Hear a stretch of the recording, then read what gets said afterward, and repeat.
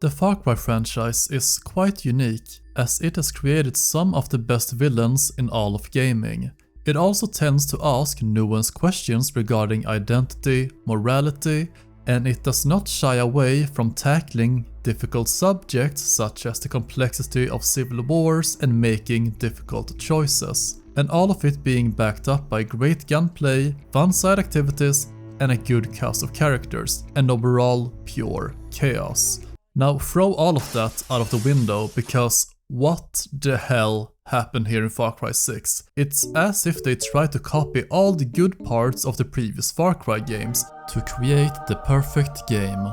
Instead, they created a Frankenstein of a monster because they did not understand what made those aspects of those previous games great to begin with, and we are left with a mediocre mess at best.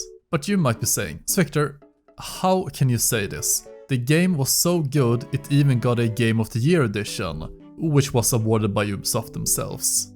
Far Cry 6 on its own, it's not awful, but it's a sequel, and when you compare it to all the previous installments, that's when Far Cry 6 becomes a disaster. I had no biases coming into this game, I just cannot believe that the Far Cry franchise has fallen this low. How did we go from this? Insanity is doing the exact same fucking thing over and over again, expecting shit to change. That is crazy. To this.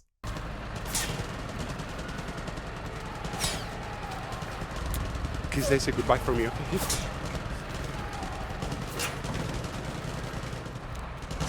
Ay, coño. And from this. You judge me. You judge us. The things that we've done. People say that I'm crazy. But when you wake up in the morning, you look at the same news that I do. Do your eyes not fill with horror? This is the world? This? To this. You hear that, libertards? This means chica. She means business. My strategy. And I helped her with the strategy. I've got decades of experience. I ran a security firm. The East is safe. Am I right? Right. No prea capas por nada. So what the hell happened to this franchise? Well, in this video I will dissect the game, mostly focused on its gameplay, story, writing and its characters, and overall tell you why Far Cry 6 is an insult and a regression of the Far Cry franchise. For the first time ever, Ubisoft decided to hire an established actor to play the role of the main antagonist, and they chose Giancarlo Esposito, who is more well known as Gus from Breaking Bad and Better Call Saul. And personally, I love this man, and you can always depend on him for a great performance. And let's just say that Ubisoft milked this man when it came to promoting the game, as every single ad was him doing stuff like explaining the guerrilla weapons. What we have here is your standard Rebel flamethrower, one of their most state-of-the-art weapons. Let's see how these ingrates choose to build their artillery. Where do I start? Wow. Doing a Q&A. Can we play as El Presidente? What, are you asking for the world? I am El Presidente. I am the ruling dictator, and no, you cannot. Who do you think you are? And most of these are just great fun, and it was a smart move by Ubisoft as we got some great memes out of it. I was acting. Or was I? So hype for the game was building up, and when the game was finally released, the reviews from critics and users were underwhelming. And this is one of the worst ranked Far Cry main installments to date, with most scores being mediocre, and that's pretty much the worst part about this game. It's painfully average at best, and this also showed in the sales. But wait, what sales? I tried looking up how many copies the game had sold, and you can't find it. I have never seen something like this before, especially for a AAA game, as they tend to brag about their sale milestones. I don't know if the game sold 1 million copies or 5 millions. Ubisoft refuses to mention the sales, so I think it's obvious that the game did not meet the sales expectations. And I think this makes sense since we have still not gotten any announcement or word of the next Far Cry installment. Well, I think it's time we get into the actual game, so let's do a deep dive into why Far Cry 6 is the worst Far Cry game to date and overall a complete revolutionary disaster. The game takes place on the fictional island of Yara, which is basically a fictional version of Cuba. After a revolution in 1967 by the communist guerrillas, the country was blockaded by the US, just like in real life, and this blockade has kept the island frozen in time, which eventually made the country and its communist regime collapse as their main trading partner, the USSR, collapsed, and therefore they elected a new leader, namely Anton Castillo, who had the slogan to rebuild paradise. According to Anton, the way to rebuild paradise is with Viviro, a drug which is the most effective treatment for cancer, which is grown exclusively in Yara through their tobacco fields, which is sprayed with a dangerous new chemical, but all of this comes at a great cost as he starts to force his own people to work the fields as slave labor. He has also started to jail all of his political opponents, and he is now the dictator of Yara. And to further his goals and propaganda, he has started to divide the population into two categories, true Yarans and fake Yarans, where the fake ones are either killed or forced to work out in the fields. After this brief intro, we are introduced to our main character, where we actually get to play as a voice protagonist again, finally, and I'm so glad about this since the last time was around Far Cry 3. We play as Dani. Dani, fucking say something! We can choose if we wanna play as male or female Dani, but other than the voice there is no real difference. I recommend that you play as female Dani, as her performance is much better. And we are just chilling with some of our close friends, where Dani and Alejo plan on escaping to Miami through smuggling on a boat, as it's their dream to get away from this country and create their own bright future. But all of this is cut short when Castillo's troops cut the power and straight up murder people. You will join us to rebuild paradise.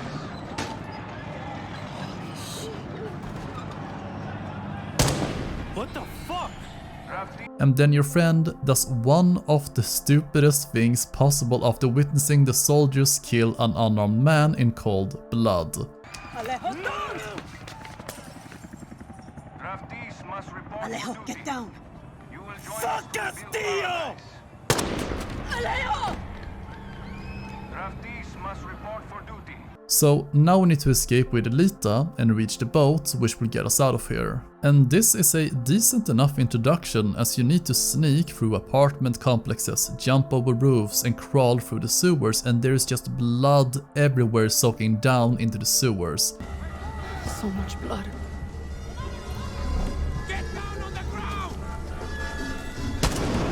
There is paranoia and people trying to escape the soldiers. It overall sets a great tone for the game, showing how serious it wants to be. We get on a boat and all seems fine until we are stopped and we meet with the man himself.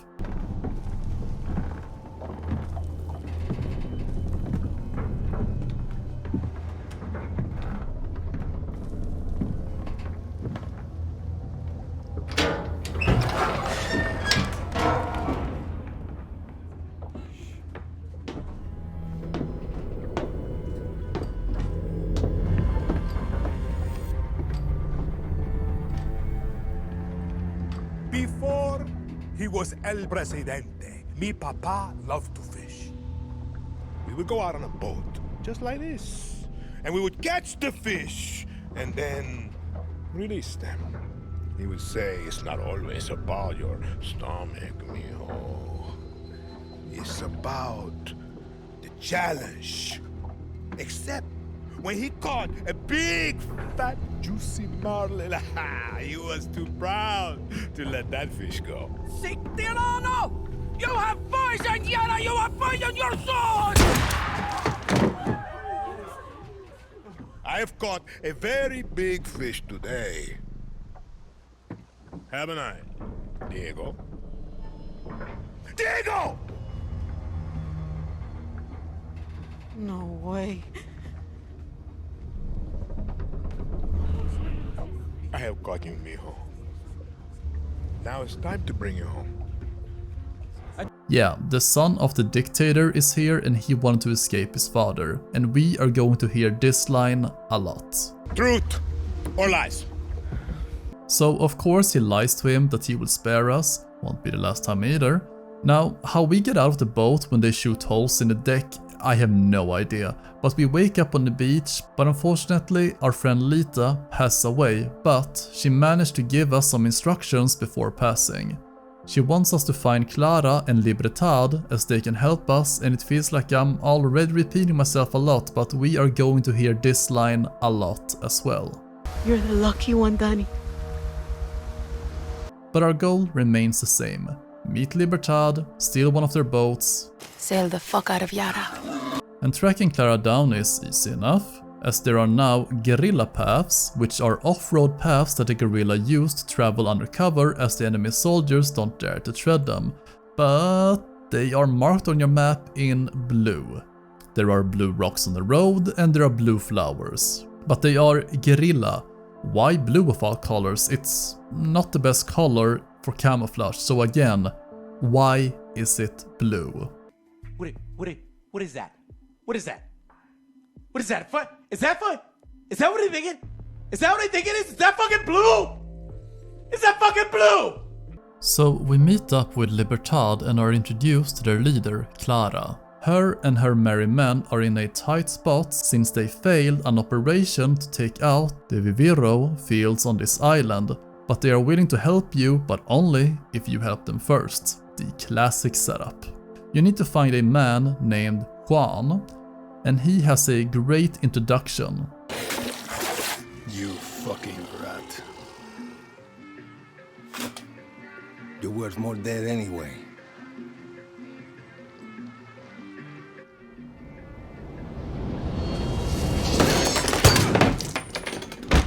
What the fuck? See? But this is also where the game rears its ugly head for a moment. So we will continue to do tasks for Clara and Libertad, which will take a few hours, and finally we get a boat where we can either escape to Miami or fight with Libertad.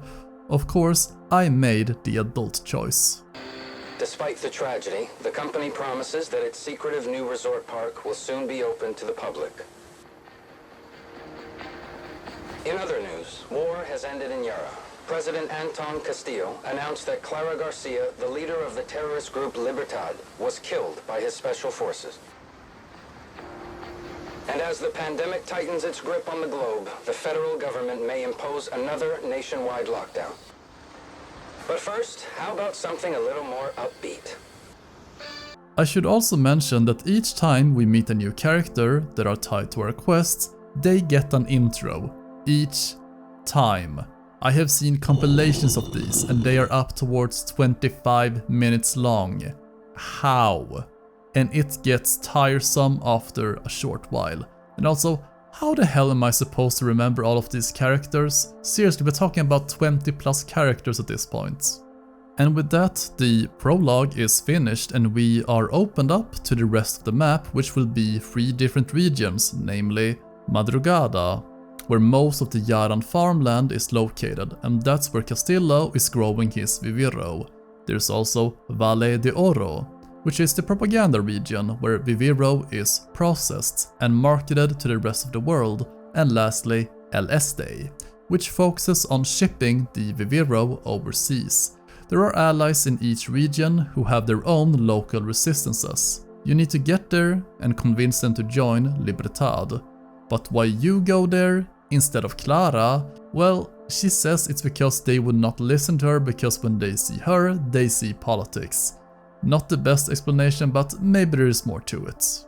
All in all, it's a pretty decent prologue, maybe not as good as Far Cry 3 or 4, but still, we are introduced to most mechanics in the game that we will be using, and there is an interesting plot set up here.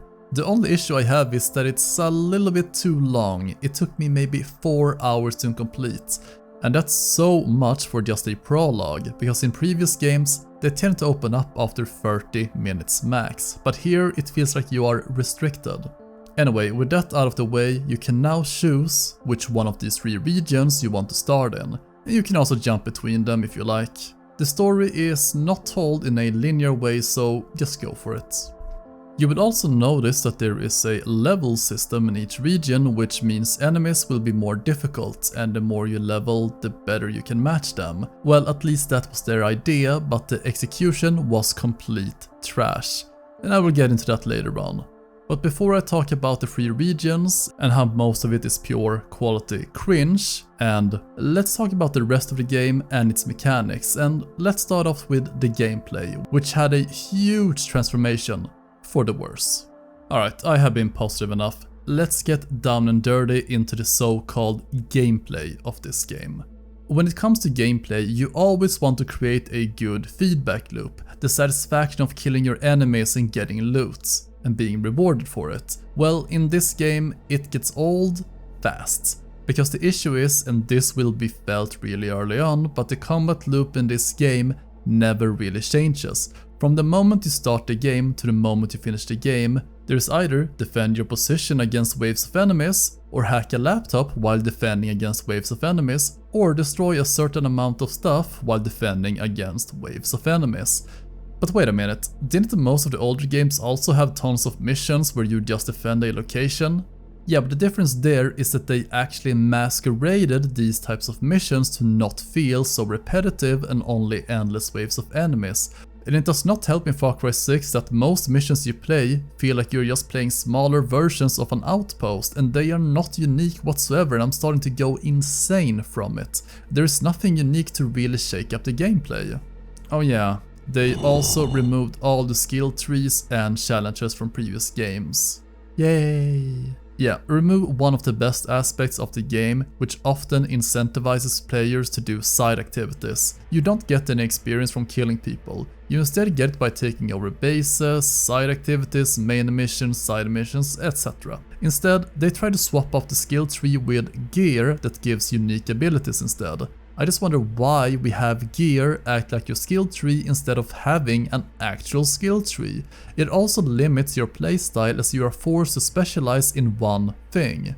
I guess the closest thing to a skill tree is through one of the new additions, which also changes the gameplay in a slight way, which are the Supremos. Okay, what the hell is this? This is a Supremo.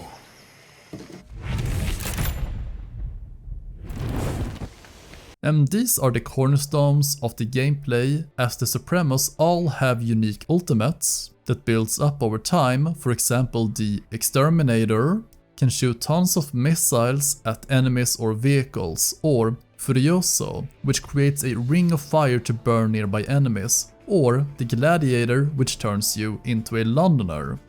So this then, you got a license for getting stabbed? To me, they are just a bit too goofy for my taste, and it's hard to take stuff serious. And you're even wearing this thing during the cutscenes of the game. I'm a bit baffled as to why the team did not make the Supremos the new skill tree where you slowly upgrade it, with more gears etc, making it more powerful, and this would fit the setting as there's so much crafting here. But you can equip some things with your Supremo, like throwables or consumables, and these can be syringes for healing, baseballs for distracting enemies, echolocation grenades, or hell, even a stationary turret. It's just too bad that this was just not a full-on skill tree. However, the issue with the Supremos is simply that most of them are not that unique like the electricity, fire and gas one, and their ultimates are basically the same, ejecting their payload in a radius around you, but it means you must be close to enemies for it to be effective, But this is a Far Cry game where for the first time there are no longer any enemies that will run at you with melee weapons like in previous games, which makes these abilities next to useless as you don't want to get close to enemies. And what makes this even more clear is that Far Cry 6 removed all melee weapons which we had in Far Cry 5 and New Dawn. Instead they went back to the Far Cry 3 and 4 mode where you only have your standard machete for takedowns and maybe some melee damage. I think the game would be better if it had a mix of melee and ranged weapons. Another issue with the Supremos are that they are giga unbalanced in terms of the Furioso just being 100% better than all the other ones due to the fact that it also has a passive ability aside for ultimate. And this one allows you to dash in the air each time you jump, which propels you forward and leaves a path of fire behind you.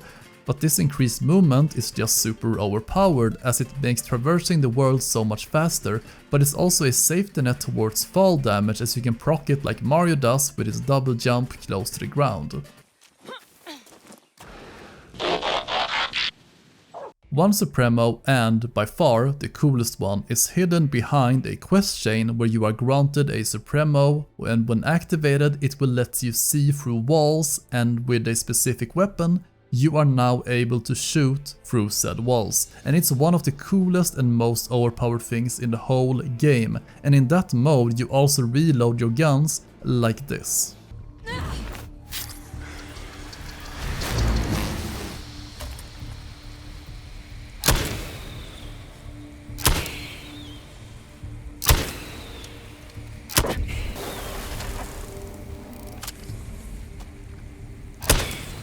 I feel like a Ghost Rider or something.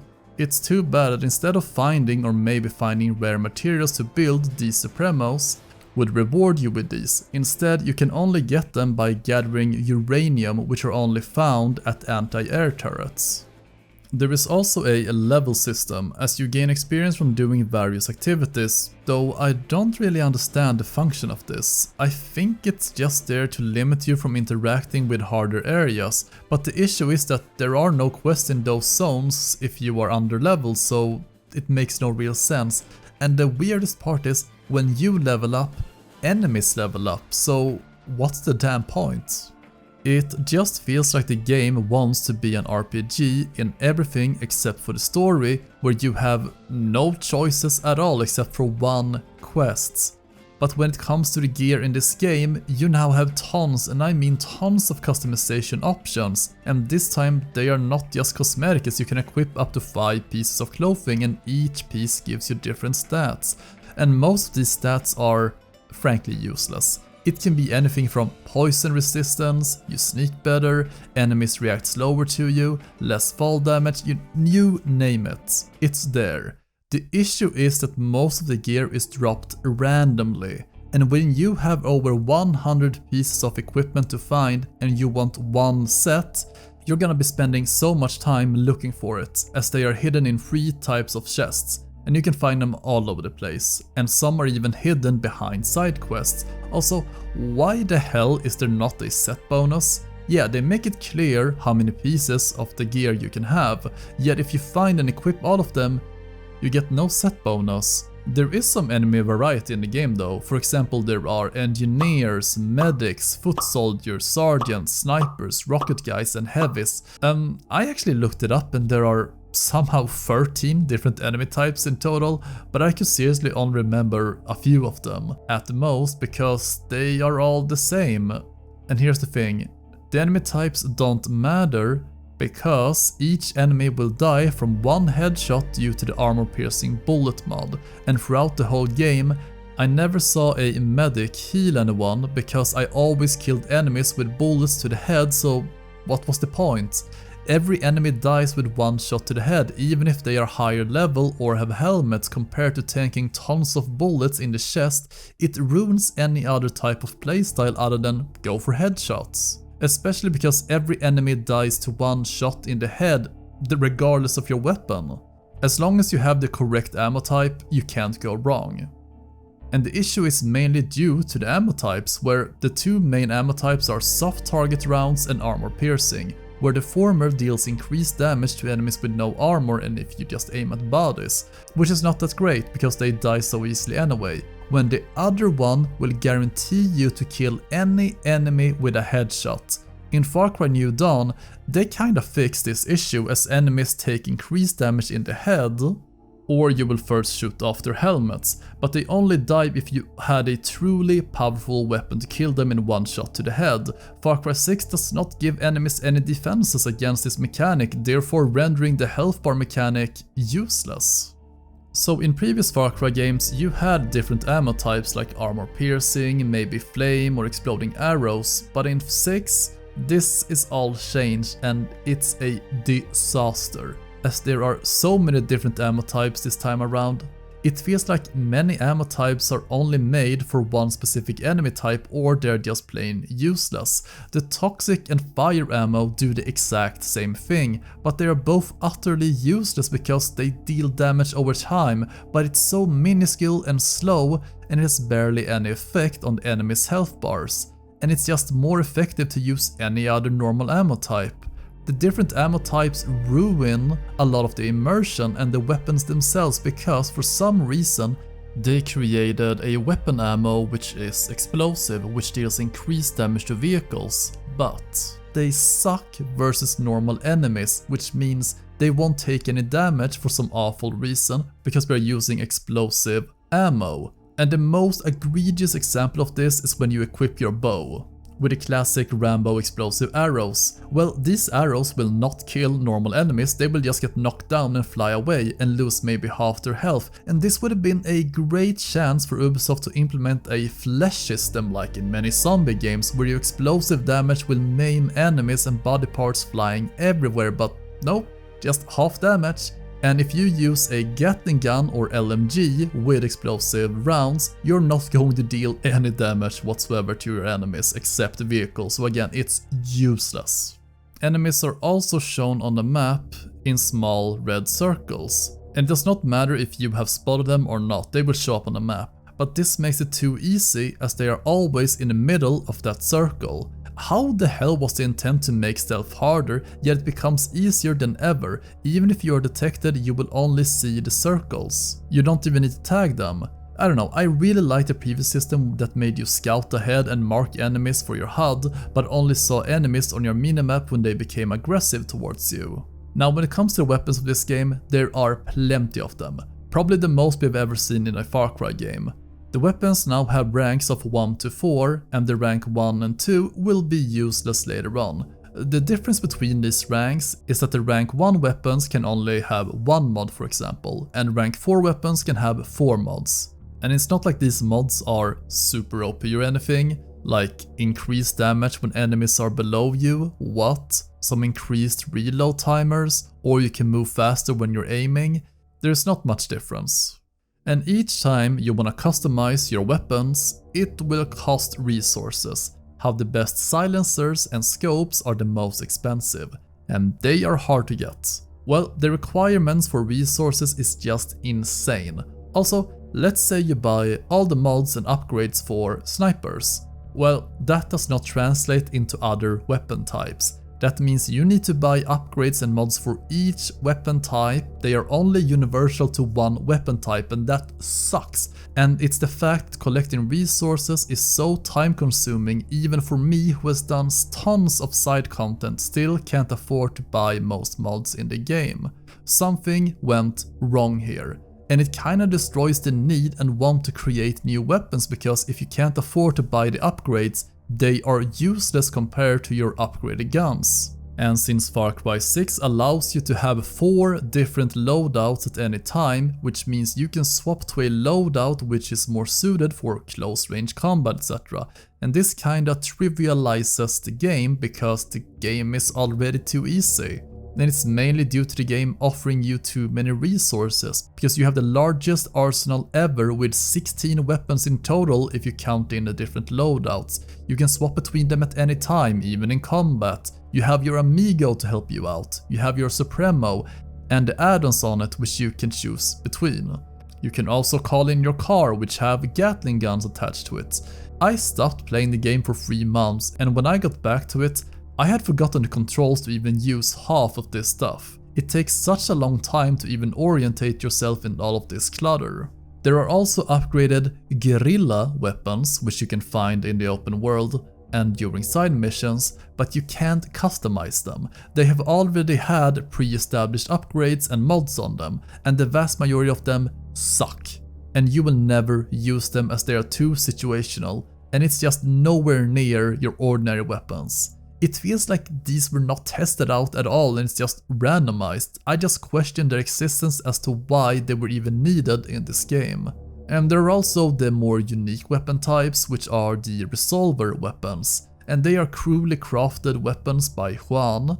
You unlock them after finishing certain main missions or leveling up, and then you buy them with uranium, and they are quite expensive. The price is the same as when you buy a Supremo. The issue is that they are so situational or just plain useless, as the damage, charging time or ammo is just awful compared to your regular weapons. And I don't know, it just feels like they are meme weapons and they are too situational to even be effective. You might use them for a couple of laughs and then never use them again. There are weapons like nail gun, electric pulse rifle, literal fireworks, a gun with a shield. Overall, I just find them weird, and honestly, there was no need for these to exist at all, and if anything, they make the game too goofy and less serious. The wanted system is one of the weirdest and worst systems I have ever seen.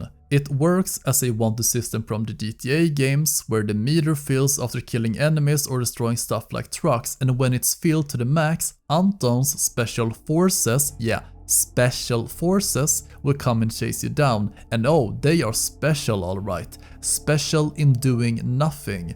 Why the hell was this implemented? It's not doing anything, does not make the game harder, they hardly show up, and they just go away instantly after you run away for like 50 yards. The recoil of your weapons have been increased to an absurd degree. I complain about it in Far Cry 5, but it's even worse here, so good luck using automatic weapons in this game. It's insane just comparing the recoil between the same guns in Far Cry 4 and Far Cry 6. I really don't understand this change. And overall, the gameplay is just mostly a mess because it tries to be an RPG for no other reason than to sell you stuff in the online shop, because most of the guns are just useless. The guerrilla weapons that already have mods on them are complete trash. The game is too easy because the enemy has no counterplay to headshots, and AI is not really that good at flanking you or pressuring you like in previous games. And I think the reason for that is that there are no melee enemies that rushes your position, which increases the pressure on you to move around. There is also a huge lack of enemy using explosives or molotovs to make you move away from your cover. And alright, I think that does it. So let's move away to something more cutesy and adorable. The Amigos. So the buddy system from previous Far Cry games have been changed, as your companions this time around are all animals, where there are 5 in total for you to collect. And my feelings about these are... it's not that positive though. I think, oh boy, what are these animals doing in my Far Cry game? And they are all just so immersion breaking. Especially when the creators just keep on repeating how political, serious and hard-hitting topics the game would tackle, and yet they would let you recruit a crocodile with a sports jacket on him. What do you think gave it away, Wapo?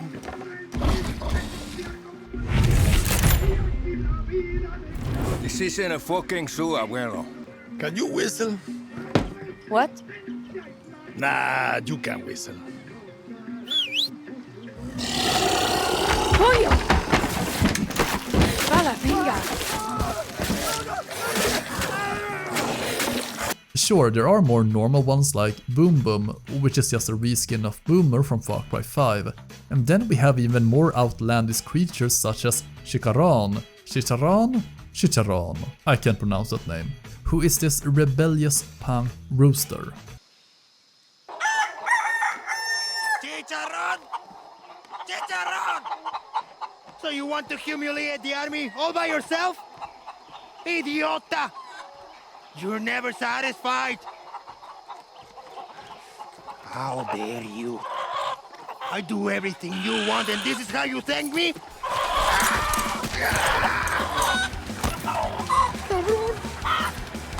Golden!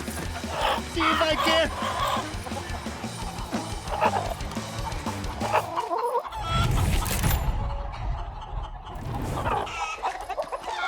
Yeah, he's a badass and he hates the soldiers. But I love chorizo. My heart grew 3 sizes when he rolled around digging up stuff to give to us after we fed him. But what is he doing in this game? I can't take him to the front line. I don't want to risk him. I don't want to hurt him. He's in a wheelchair. He was not made for this game. And the only really useful one is Ulusu, which is a stealthed panther, and it's the hardest one to unlock as you need to finish a quest line to get it. But it's so useful because it's stealthy and it's something that you can actually use in covered missions compared to your other companions. Each amigo also has a skill tree which are locked behind different challenges, and each one of them have 4 in total. They are all unlocked in different manners, such as doing X amount of takedowns or use skill X amount of times. Unfortunately, most of these skills are pretty damn useless, which is sad because this is exactly the system I wanted in Far Cry 5 for our companions. But here it's just useless because you're already so overpowered and some of these challenges take so much time, and imagine doing all of these challenges for each of your companion. It would take so many hours. And in a game that rewards stealth so much this time around, why would you ever want to use a companion when they will alert enemies all the time, especially when the only amigo which is suited for stealth is your panther, while the other ones are just guns blazing. It's just better to instead give us human companions or let us play solo all of the time, because the name of the game is Far Cry, which means a far cry from home. It's just better if we are alone and trying to survive, and it just gives you so much more immersion. Speaking of RPGification of the game, you can now walk around in third person for the first time in the franchise's history, but only around the base camps. And these camps act like hubs where you can do side activities such as dominoes, rooster fights, which are kinda fucked up, special operations and bandidos activities, but mostly you will pick up quests here. Far Cry 6 tries to copy the base building from Far Cry New Dawn, but it falls flat on its face because the material gathering for building is terrible here, since there are 12 materials in total for you to gather, where 3 of them are used for base building, while the other ones are used for the attachments or mods for your different weapons. It's also hard to effectively loot it because, you see, in Far Cry New Dawn, each point of interest on your map had a list showing you how much of a certain resource was in the area. For example, there are 4 piles of copper here, and it was only that resource there, and it made it simple. And it worked. You knew when you have found it. But in Far Cry 6, oh boy. This is a complete disaster because there is none of those lists here anywhere. Instead, there are tons of different resources and they are scattered everywhere. And it becomes abundantly clear at outposts, which you will probably capture, but when you need to find combat afterwards to gather all the resources, it can be easily over 10 plus piles of different resources for just one outpost, and it's so time consuming. And a better system would have been something like the ping system from Dying Light, which reveals all usable items in a small radius. I think that system would have worked wonders here in Far Cry 6 to locate different resources, because the only way to find it here is by being close enough to see a white dot, and resources also have a small outline. I'm simply not a fan of running around all over the place wasting time. Another mechanic from Far Cry New Dawn, which is so much worse here, is the base building.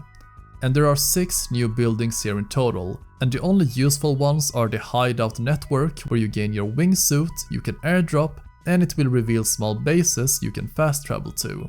Then there is the useless stuff like the Hunter's Lodge and Fishing Hut, which are just there for hunting and fishing. Yeah, there is no more skinning in this game, you only get the meat this time around, which you can either sell for money, trade for materials, or cook for certain bonuses. But these side activities just feel completely useless, and it's as if they added them to just make the game more of an RPG when there was no need for it.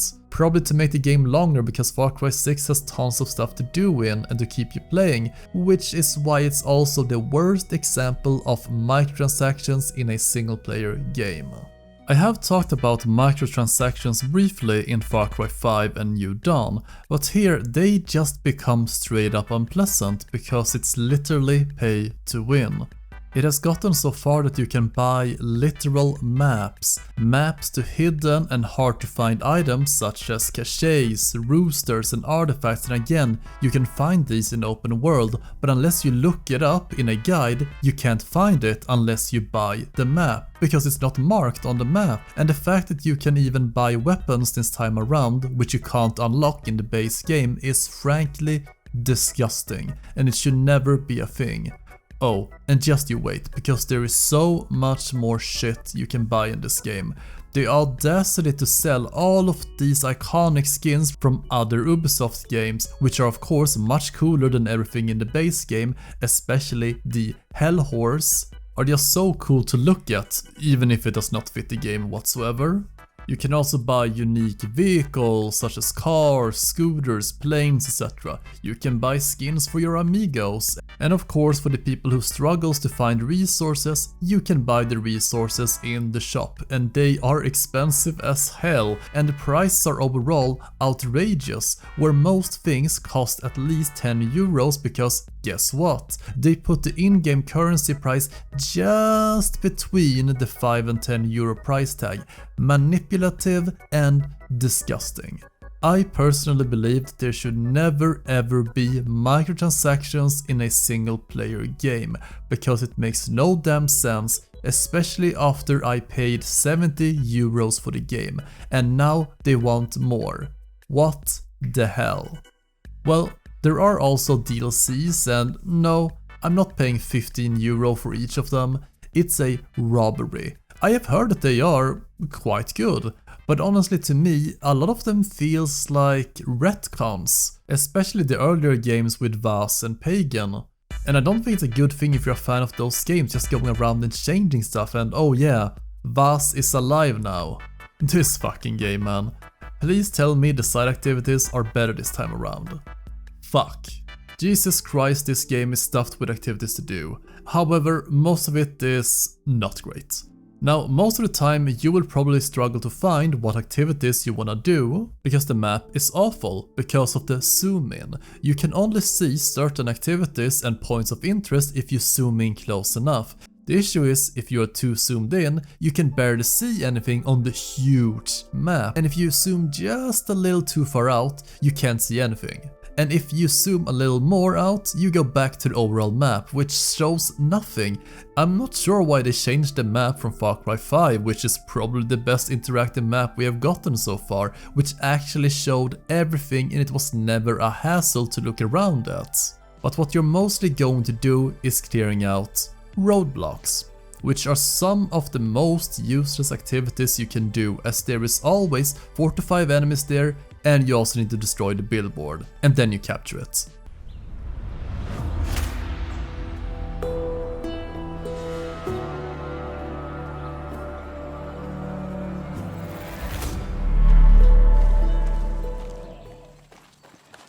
There is just so many of these. It would not surprise me if there were more than 30 of these in total, and they're all the same, and I think they're just there to slow you down. Because if you don't capture it, if you drive a car, they will activate the spike mat and then you can't drive anymore. And the other reason is that when you have captured it, you can use the fast travel to it or do an airdrop. Alright, come on, Far Cry 6. You have let me down on pretty much everything. So how is the best side activity in the game, the outpost, this time around? Well, fuck. The outposts are frankly boring, which is insane to me because they tend to be some of the best content in the Far Cry games.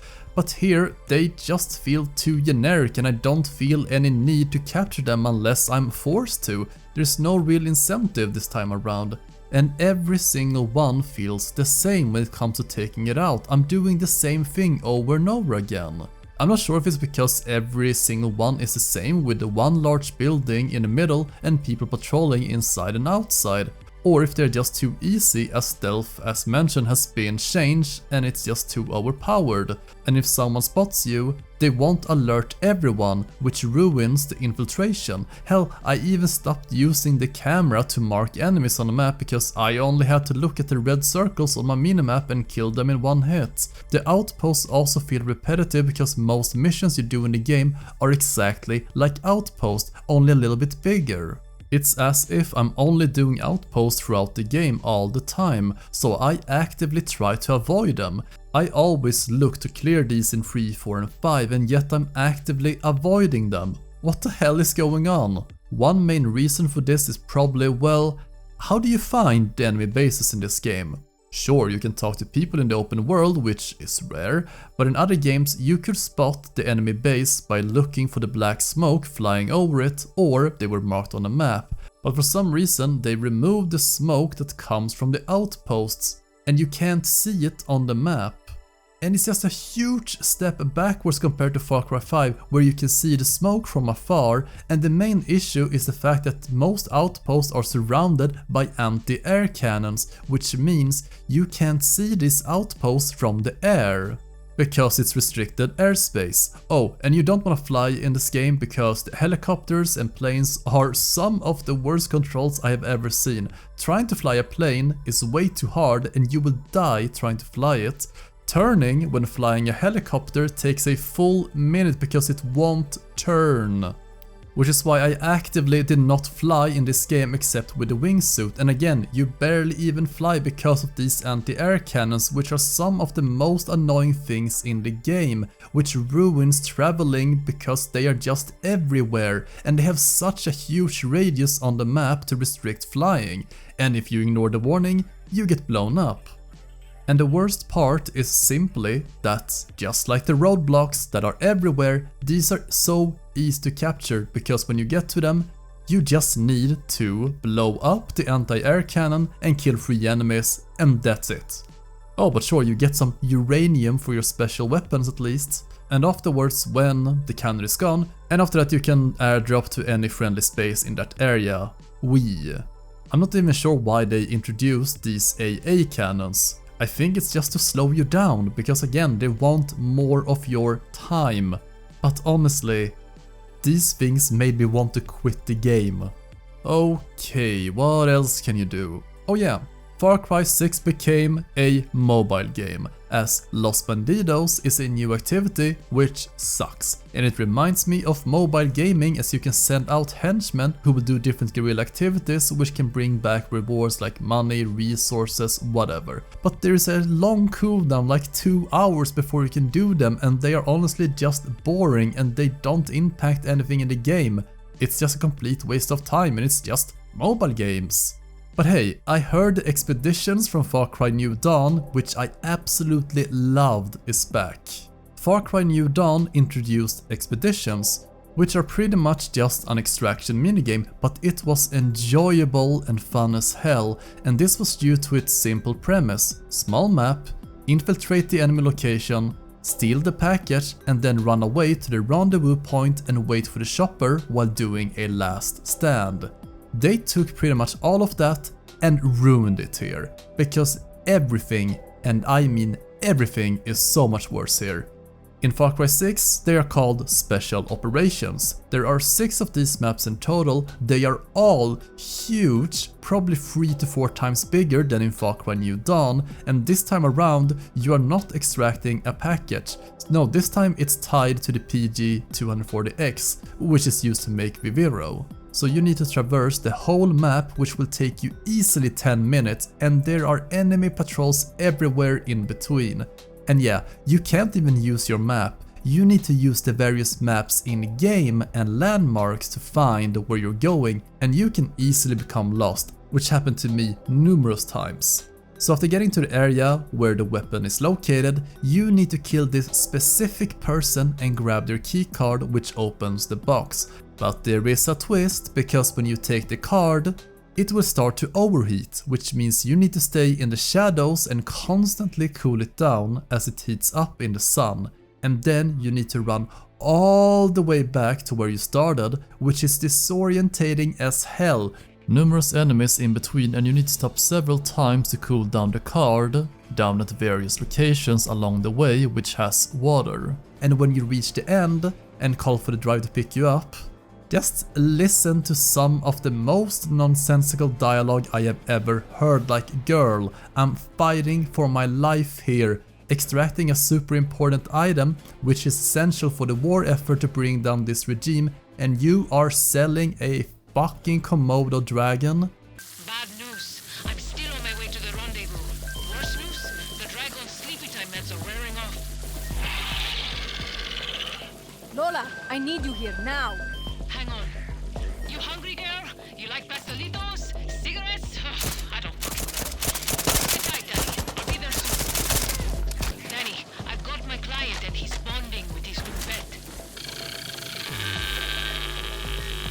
Should she be locking her jaws onto my face like this? Of course. That just means she loves you. Lola, quit playing matchmaker and pick me up. Dani, beat behind schedule. They're not back there. Move face again! Move face! Come on, Este. Be assertive. Show her who's boss.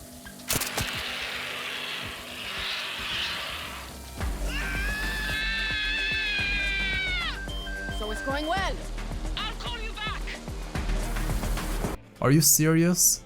And this is why I can't take this game seriously. And yeah, instead of just having a timer ticking down to pick you up, you have to kill every single enemy in the vicinity that comes towards you, all while the card is still overheating. It's excruciating. The rewards are also complete trash because you get in-game currency, which is not the in-game currency for the shop, no, it's in-game currency for only special weapons that you can buy with special operations, ammo, currency, whatever. But it's not even anything good. Sure, you can buy weapons, gear, apparel, you name it, but it's just shitty, and sometimes they're so expensive. Like this, you need 1000 points to buy the stuff and you get 150 each time you finish one special operation. It's grindy as hell. Furthermore, this just sucks because one of the best things about the operations in Far Cry New Dawn was the fact that you would earn tons of resources each time you finished expeditions there. Probably the best and fastest way to farm resources in that game, but here we get a currency. Fun. I just don't understand how this game takes so many things from other games and just makes it worse. I don't understand the whole concept of this activity. It was next to perfect in New Dawn and now it's ruined. But alright. Let's all calm down. It's time to be positive for a short time because Far Cry 6 actually made something better, which are the treasure hunts. And they are actually innovative, fun, there is great variation to them, and some of the examples are a puzzle where you need to find the correct boats, which is fun because you're only given clues, not a solution, so you need to really explore around to find the correct one since they can be on roofs, behind gates, hidden, etc. It's fun. Or this Indiana Jones quest where you find a green crystal skull. A huge improvement, best in the franchise by far, with many of them being actual puzzles and they truly feel like a treasure hunt, which Far Cry 5 failed at. The best one by far is the one where you are tasked to collect 3 ancient talismans from 3 different treasure hunts, where there is platforming, spooky ghosts and more platforming.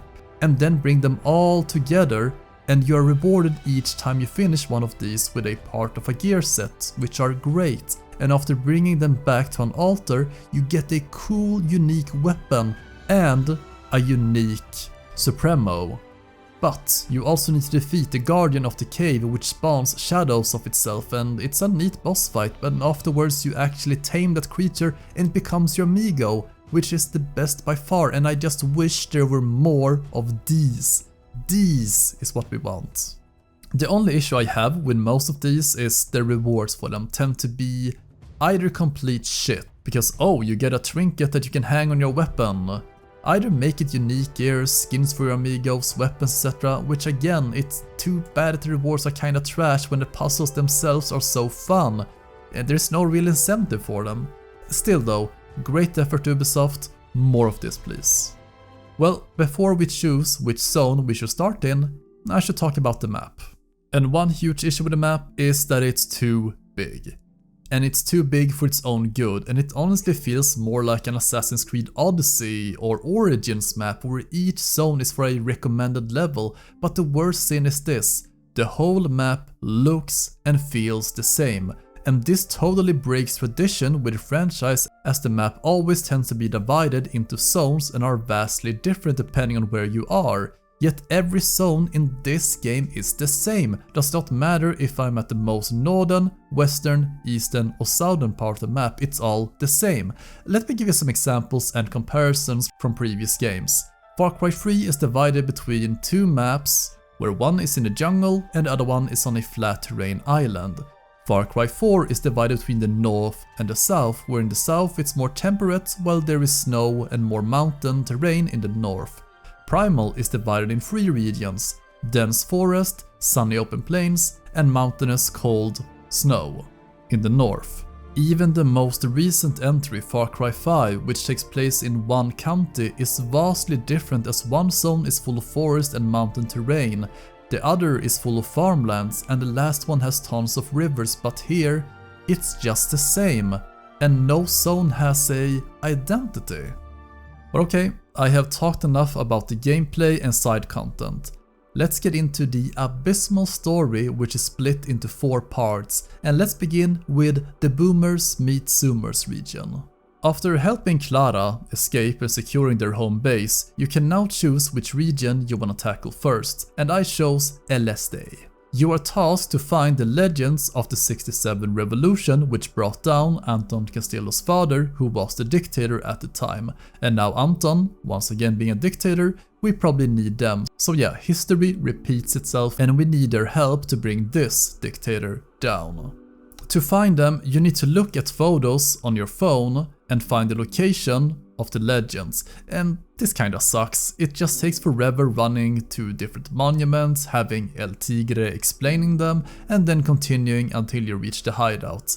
But thank God, he's actually charismatic and quite funny. I've been kicked in the cojones 1,000 times. I haven't felt them since 72. Hey! Never do that again. What? Mi caso su casa, baby tigre. Easily the best character in the game. I'm Dani Rojas from Libertad. The new fist of the revolution. No, Clara sent me. Libertad needs the legends on our side, heroes to believe in. To fight another Castillo? He's exactly what Yara deserves. Buena suerte. Sorry, one revolution was enough.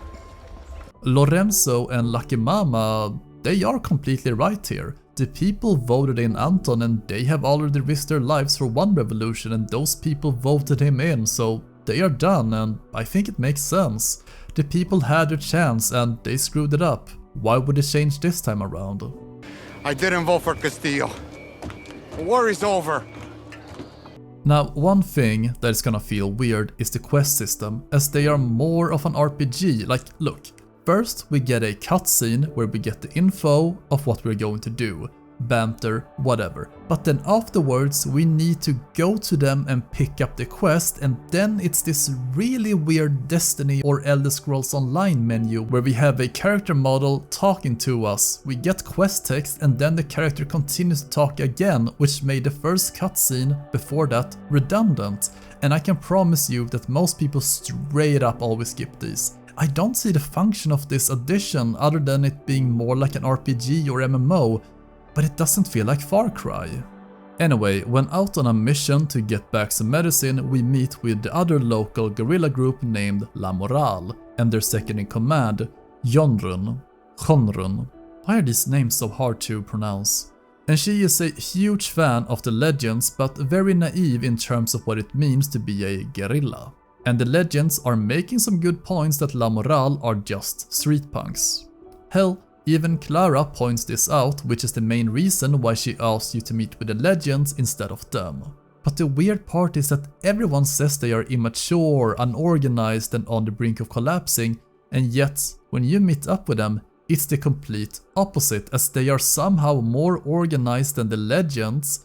And sure, you could call it misinformation, they were wrong about them, but again, how do they know anything about being guerrillas? They have no experience or expertise whatsoever. It would have been so much more natural to have them be motivated for change, but lacking in the reality of what it takes and how they can win. And this is one of my main issues with this region as a whole, as it would have been much better if the legends acted more like Lorenzo It would have been more interesting to see if the legends were the mentors with their experience of having successfully fought a previous revolution and they are experts at guerrilla tactics. It would have been La Morale being naive about the world, the war, killing people, etc., having to learn from the older guerrilla who has experience and training. But being naive is not always a bad thing because that naivety is what convinces the legends to help them in the revolution because they still have hope for the future, which reignites that spark in the legends' hearts. But instead, we have two factions which pretty much functions the same. They're only at each other's throats for like what, 1 minute of screen time before becoming best buddies. It just feels like exploring a generational conflict could have been more interesting, showing each side's perspective and coming to clash with each other, but later finding a united vision. The main antagonist for this region is Ana Benitez and Sean McKay. McKay is a Canadian businessman who is shipping the Viviro abroad, and it's so obvious that they want him to be an American in terms of his mannerisms, and it's clear that he's a parody of Donald Trump. You hear that, libertards? This means chica. She means business. And I helped her with the strategy. I've got decades of experience. I ran a security firm. The East is safe. Am I right? Right. No preocupas por nada. But they can't make him American since America is the one country having a blockade of Yara. It would not surprise me if this Far Cry wiki said he was an American disguised as a Canadian. Ana Benitez is the leader of Este who rules Yara's waters. She is probably one of the most loyal followers to Castillo, as she even turned in her parents to the police for trying to escape the country. According to Castillo, she was only promoted to such a high position because she is a woman, which was probably to use her as a propaganda tool to get more women into the army.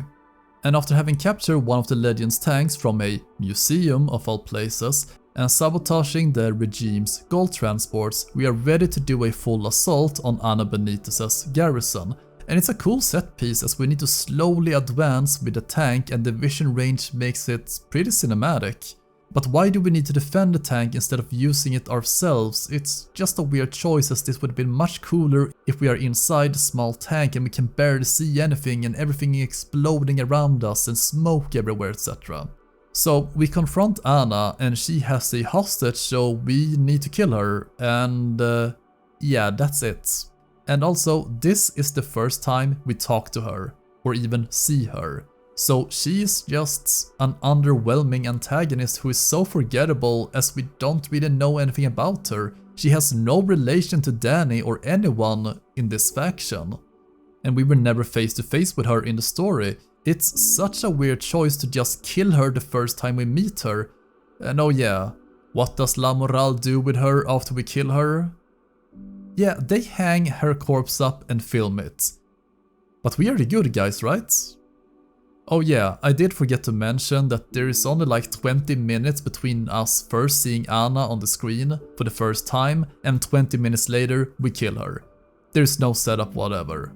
What the hell? You can't have us care about an antagonist or feel scared by them if they only show up just before they are killed. That's not how it works and I don't understand why. Far Cry 5 did this perfectly with us meeting the main baddie of each region several times, building up for that final confrontation.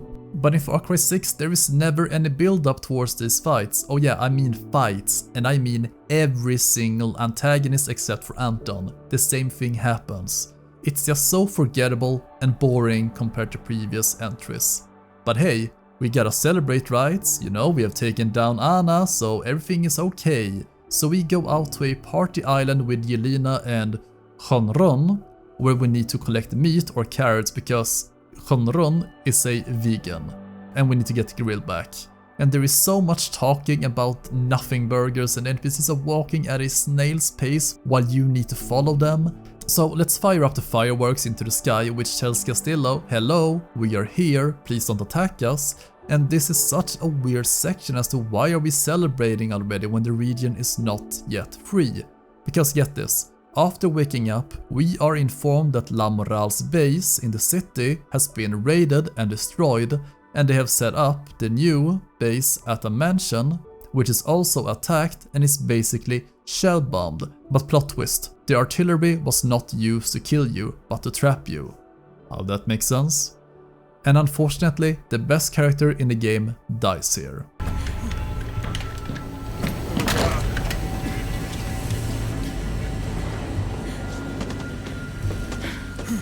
El tigre. We need to move! Run, Dani!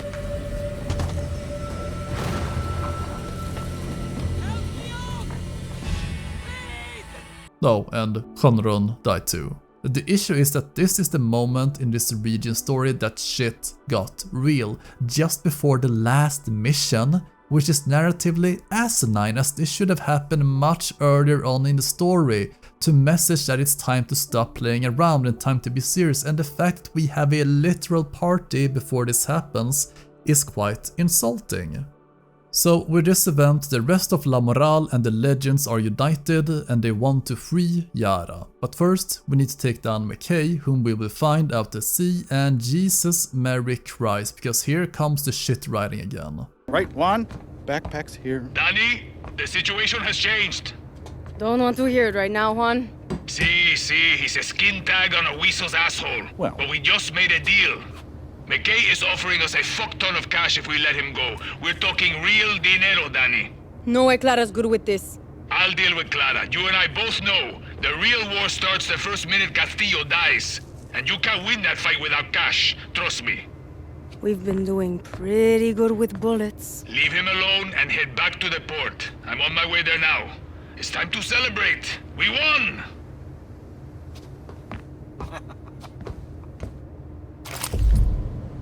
Of course, I killed him because fuck him.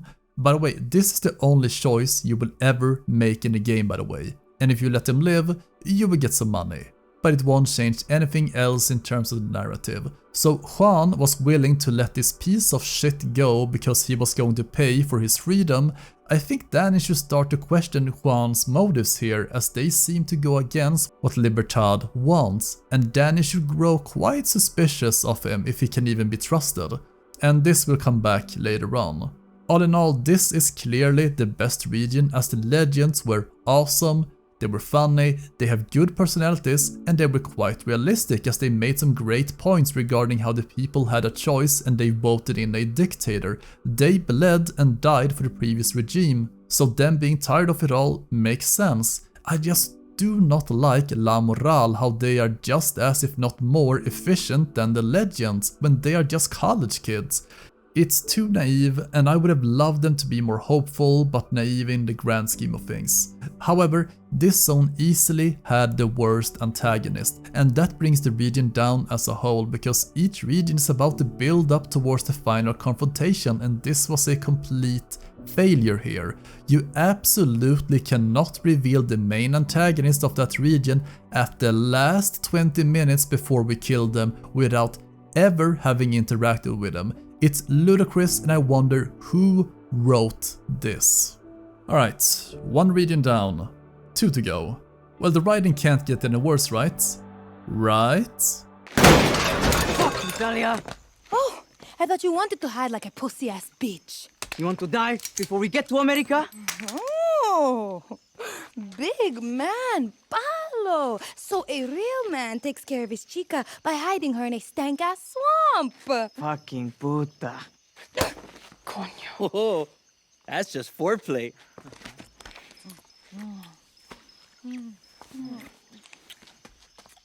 Okay. You guys ever heard of Libertad? Clara Garcia sent me. Ah, shit. I guess it's time to talk about easily the worst region and worst cast of characters. The Maximas Matanzas, which consists of Talia, the hotshot rapping singer whose voice inspires the masses against authority, with her boyfriend Paulo, who does the music, editing, etc., and Bicho, who is a social media guy.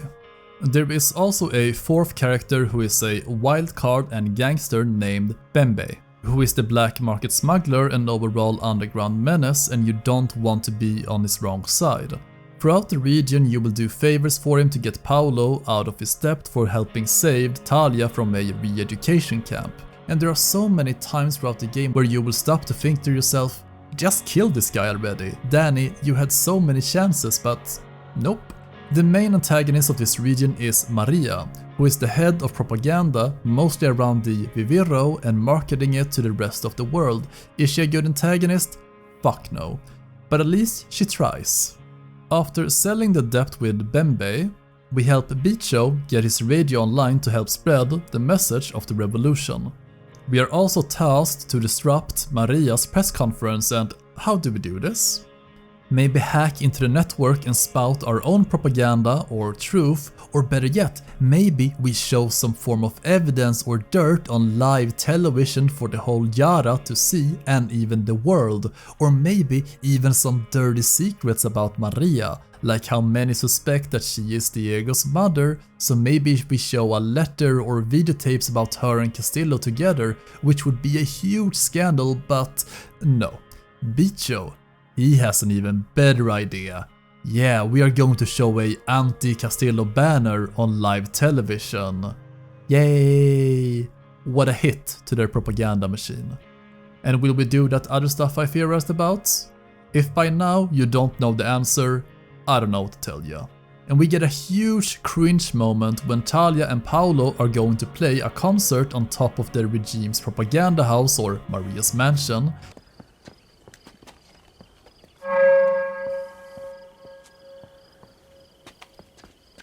Falla, porque en la calle se dice que viene batalla. No tenemos miedo, mi gente no falla. Tú sabes que seguimos dando la talla. Hey, canalla, somos los yaranos, tú sabes que no se desmaya. Pasa la raya, y pero es un pueblo que arde metiendo la galla. Yo me traya. And we need to defend them against incoming waves of enemies. Still, this is just a dumb section as they would just shoot one rocket or artillery round and we would all be dead. Talia wants to get more payback and join Libertad, while Paolo wants to leave Yara and go to the US, and the band breaks up due to these conflicts, but hey, at least we get to help out Bicho, right? Who is sad that the band broke up, and we go and drink with him and Coño, I'm feeling it. Definitely feeling it. Dani, you hear that? Music! Go, Dani! This is just plain awful, and I just wonder why is this here? It's mostly just cringe. Why can't we have a drunk game section like the one in Kingdom Come Deliverance, which is just so much better? Well, I have to say that was a fine evening.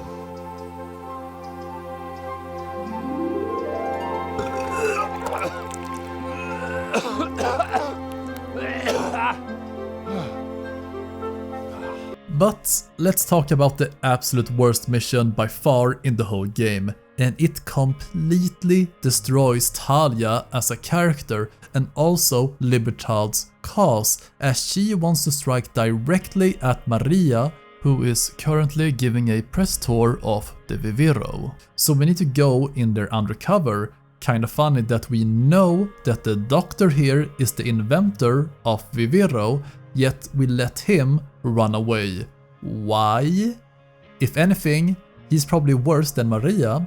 Anyway, we capture her and she is completely unarmed and poses no threat to us whatsoever. And what does Talia do? Don't play dumb, bitch! Talia, put the gun down. She's not worth it. You attacked my home. You put your filth on my network. You have any idea the embarrassment I had to endure because of your disgusting performance? I have given everything I am to be here. You think you can take that away from me? My academy was built to save fake Yarans like you and that marimacho you spread your perversions with. And where is she? Does she not approve of you playing with guns?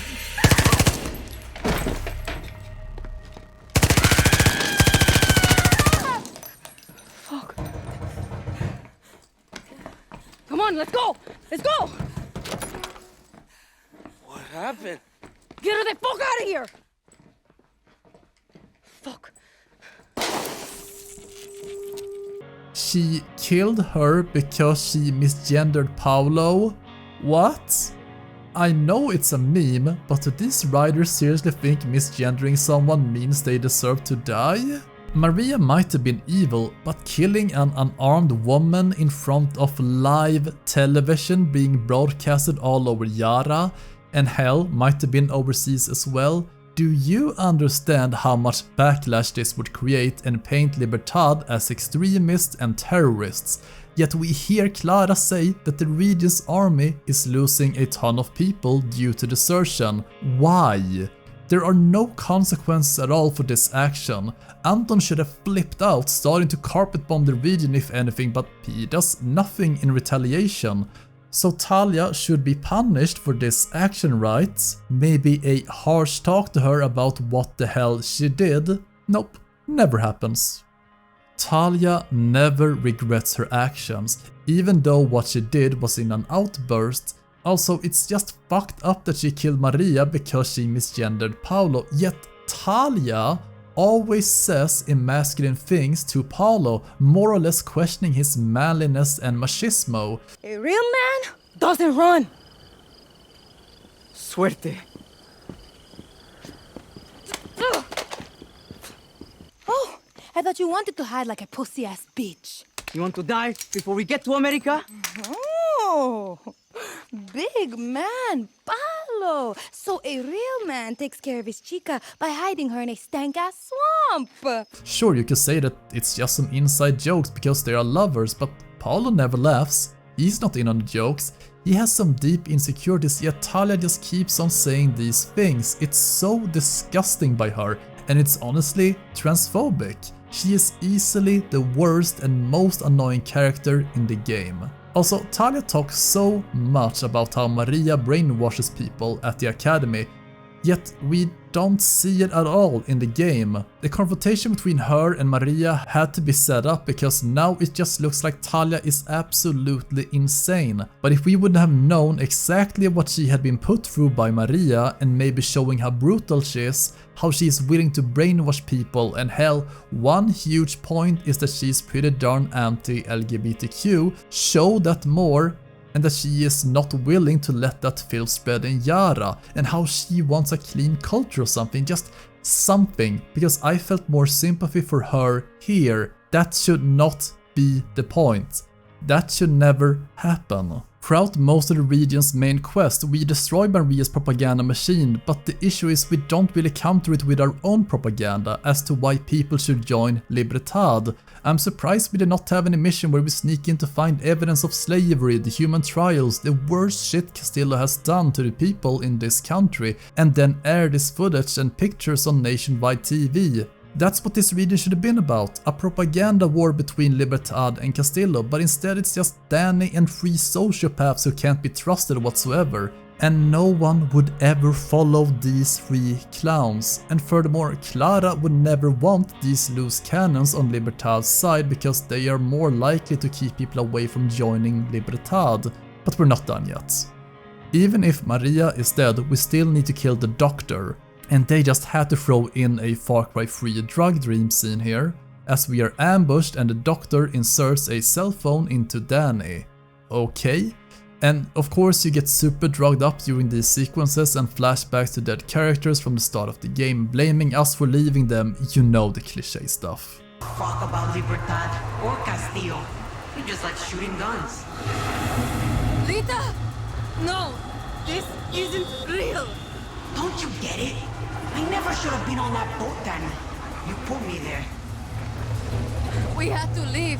Castillo was rounding up everyone. No, Dani. They were coming for you. I should have been with Clara, but I came to the city to say goodbye to you. How was I supposed to know? You took my place in Libertad. You just left my body rotting on the beach. It should have been you. I'm sorry! You had to be the lucky one. How does it feel? No! No, no, no! Wait for us body shop? That was your big American dream? That's a terrible name.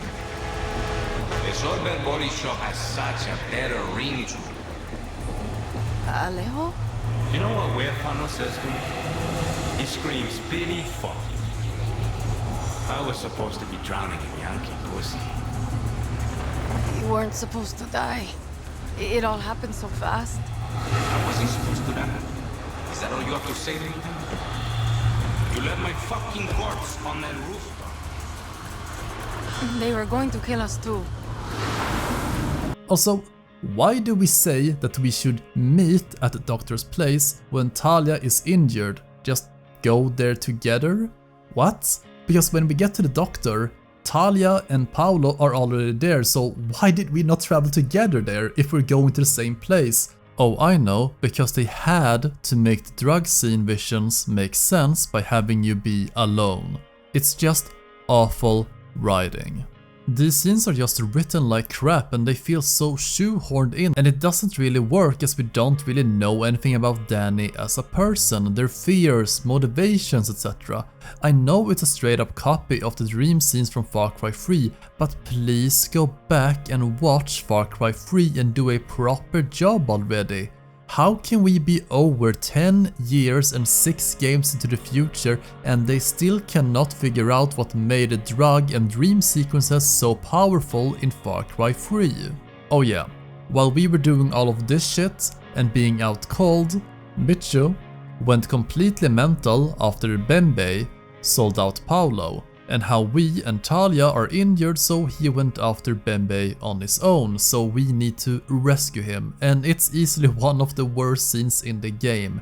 Yeah, I know I have said that plenty of times now, but it's just this awful region which is just so awful. So we find Bicho aiming the gun at Bembe and just watch this. Oh, I'm not? You don't think I will? Eh? Bicho, listen to me. You thought coming here was gonna fix it all.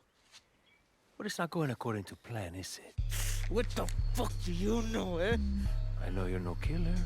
Look at you shaking. You're a frightened little rat. A pest, a parasite. Yes, you take and give nothing back. Bicho, don't listen to him. That's right, Bicho. Just a blood-sucking bug. Whoa, whoa, whoa, hang on. You're not Bicho. You're not a bug. What's your real fucking name? You wanna fix something? Pull that trigger. You need to shut the fuck up right now. My name's Paz. Yeah. Okay. Your name is Paz. You're Paz. You're not Bicho. You're not a bug. You're Paz. And I need you here with us, man. Hmm?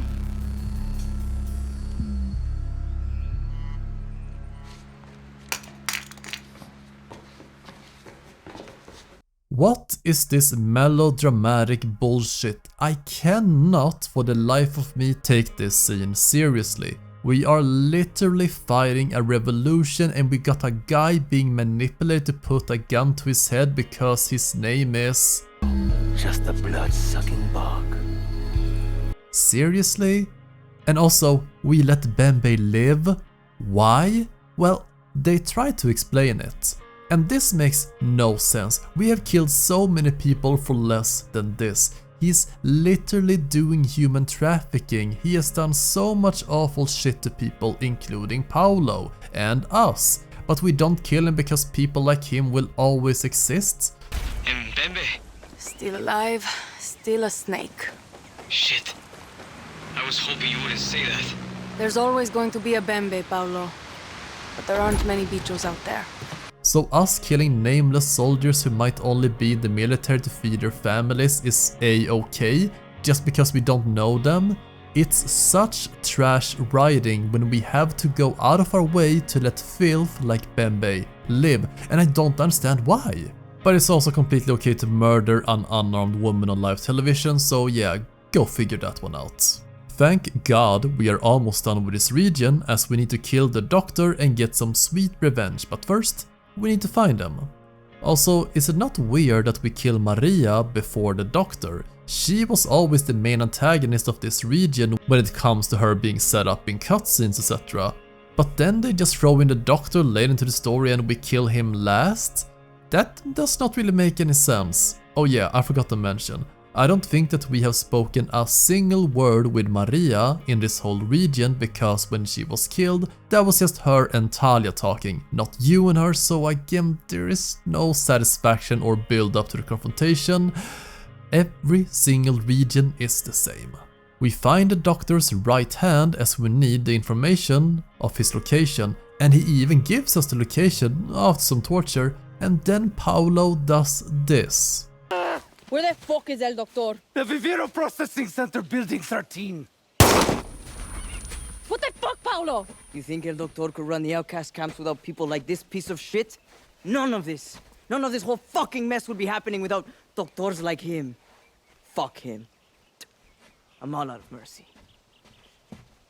These people are mental, and I would never join them or want them to be on my side, as they are such loose cannons who are too unpredictable to be trusted. Alright now, the final mission is to kill the doctor, and it's another drug scene, where you kill copies of him until you kill the last one and done. Yeah, that was awful. And the region has now been liberated. Easily the worst one yet. And it's mainly due to the characters and writing, and it feels so similar to the narrative of Watch Dogs 2. It would not surprise me if the same writers worked on this game.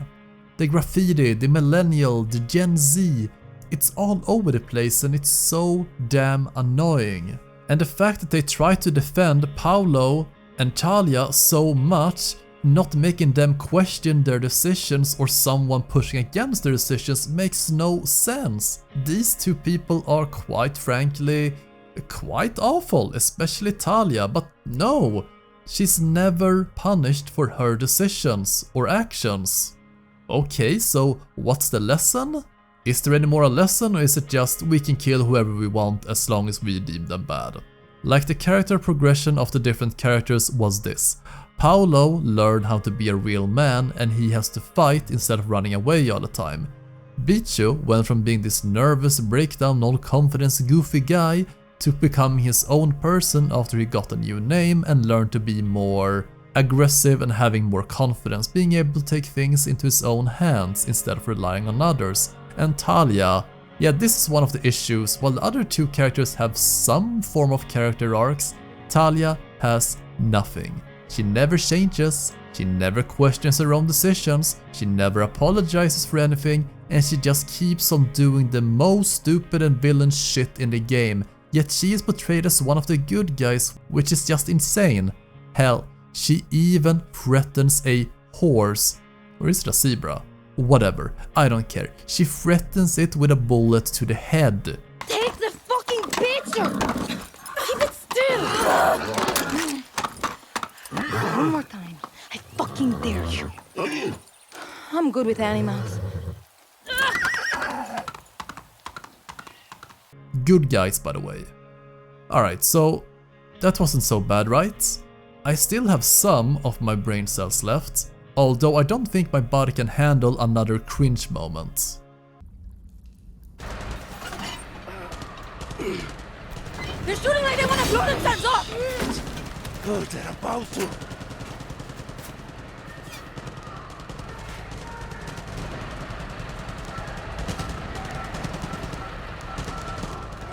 No, coño! I gotta get this truck out of here. You have to take care of this old Daisy. Don't let these dirty soldiers put their hands on her.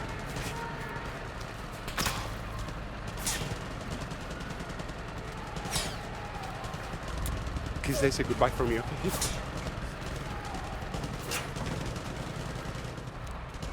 Ay, coño. And my cringe meter is now broken. So, what region do we have left? Ah, yes. The region with the worst writing I have ever seen in a AAA game. Carla wants us to recruit the Monteros, who have their own guerrilla fighting Castillo. The Monteros has been on the land for over 200 years and its farms, as they own a huge part of it. But now Jose, Castillo's nephew, has turned most of the land into slave camps for farming Vivero, by spraying all of that PG-240 all over it. So we need to convince the head of the family, Carlos, to join our cause. But of course, as in previous regions, we need to prove ourselves. And after doing various tasks, we get our big chance, and this is when the writing completely starts to hit the shitter. As we save one of Carlos's friends who was in the same prison as Carlos, but unfortunately when Carlos escaped, he was unable to take him with him. And after getting him back to the camp, we get this scene.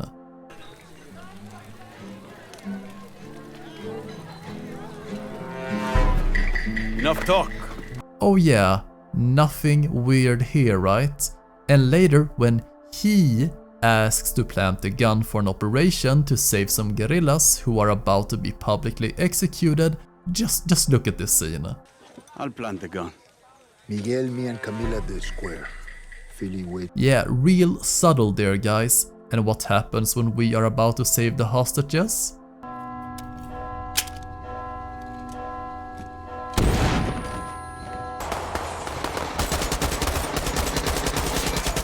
Wow, could have never seen that one coming.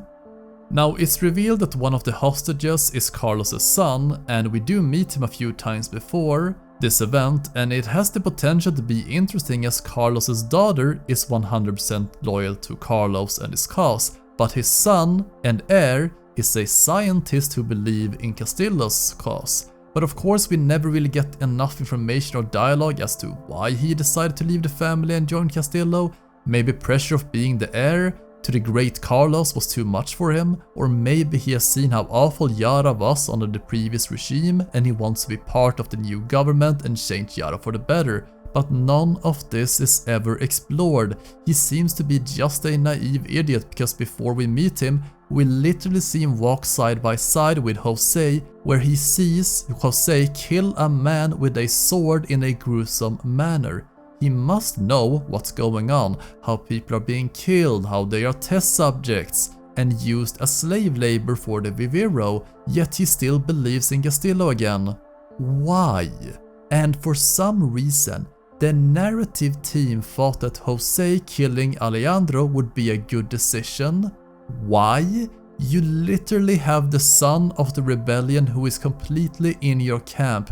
Either use him to sow distrust between him and his family, maybe having him convince others that this is the true way, or keep him as a hostage to defeat the Monteros with a surrender, or threaten them with either surrender or we kill him. Now, if this was set up during the execution, sure, having maybe set up a ambush to capture or kill the Monteros, you know, a scene that is actually smartly built. But here's the fucking issue. We were already coming to this plaza to save the other hostages, not Alejandro. We did not even know he was gonna be there. And also, why does he wanna kill him? He has done nothing wrong and he's only an asset. It's just such annoying and overall dumb writing. So Carlos manages to save his son. Oh wait, scratch that, because they actually planted an explosive on him.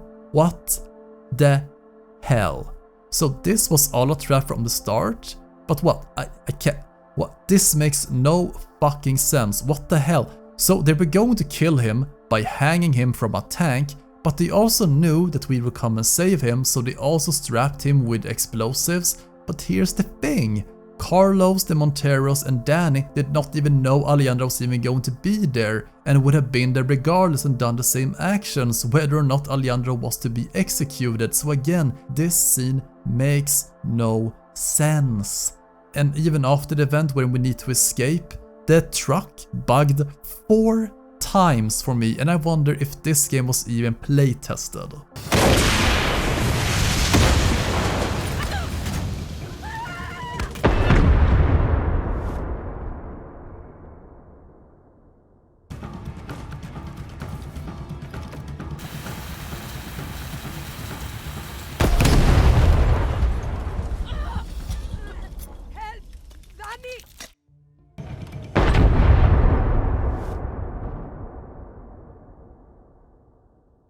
Oh yeah, and the guy who sabotaged all of our weapons is finally confronted and, well, first of all you know who it is, and it's as bad as you expected.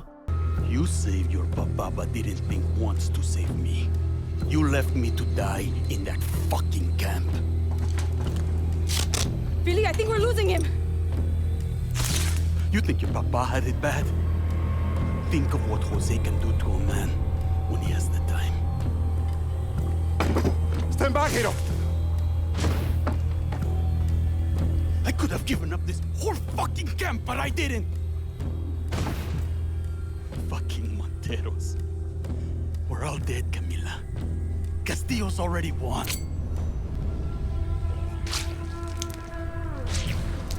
So Camilla has given him the evil eye for the last week, says nothing to the others that he can't be trusted, and his reasoning for all of this is this? Frankly, that's not good enough. And the funniest thing is, he does not side with Castillo or anything. No, he just wanted them to fail. But again, why? It was never a surefire way to kill any one of them, and if Carlos did not die, he would have gained nothing, and he would have died because they all know he sabotaged the gun. I'm just wondering, what was the point of including this guy in the game? He serves no real purpose. Seriously, just rewrite the scene that Jose knew they were coming and someone takes a shot at us while we are aiming to kill Jose because he knows someone will be in the tower. This writing is some of the worst I have ever witnessed, not just in the Far Cry game, but in any AAA game, and the writers should feel ashamed of themselves. But somehow, it gets even worse, because then we get a cutscene with Anton, Diego and Jose shooting some pigeons. And now comes some of the worst writing I have ever fucking seen because of this line. If I knew his plan, I would have told him that the Montero roots run deep in the farmlands. 200 years. Yes, Uncle, I was trying to surprise you. Diego. How many of your uncle's soldiers come from the farmlands? 80%, Papa. Correct. And now, he has made a martyr of the most famous Montero. Let's see how many of his soldiers want to rebuild paradise now. Por favor. Are you serious? So you're telling me that Anton never, ever told Jose about this? But Carlos was imprisoned and worked as a slave for a long time where he could have died. Like, listen to his story. Come mierda even took my papa. He was in those fields too long. Poison made him sick. Not that he'd ever admit it. Now papa leads a little revolution of his own. That was straight up made to kill him, and then what? The same thing would have happened. Also, we know that the Monteros are the current opposition to Castillo in that region, so again, what was his orders from Anton? Don't kill them? Don't defend yourself? What was the plan here, Anton? Leave them alone and let them do whatever? If he would have explained a plan, then it would have maybe made sense, or maybe he wanted Jose to fail, but then why even put him in such a high position to begin with? It's just this writing. 80% of Jose's army are farmers, and now he has made a martyr out of Carlos, and many of the soldiers deserted to the Monteros. And again, that makes no sense, because now they decide to desert, not when you were forced to drag slaves onto plantations. Not when Carlos was imprisoned, but you joined him now when he's dead. Yeah, that sure is smart, guys. What I'm really annoyed about is that this would have been an interesting chapter to delve into the lives of the ordinary soldier of Castillo's army. Why did they join? Were there threats? Family? Maybe to earn money to support their families? But we never get this insight, and instead they just become faceless NPCs whom we just mow down throughout the game. Why do so many people support Castillo? Hell, it's explained that this was one of the main voter bases, even some of the Monteros voted for him to become president. Fucking tobacco. It was supposed to make our people rich. That's what Anton said anyway. See?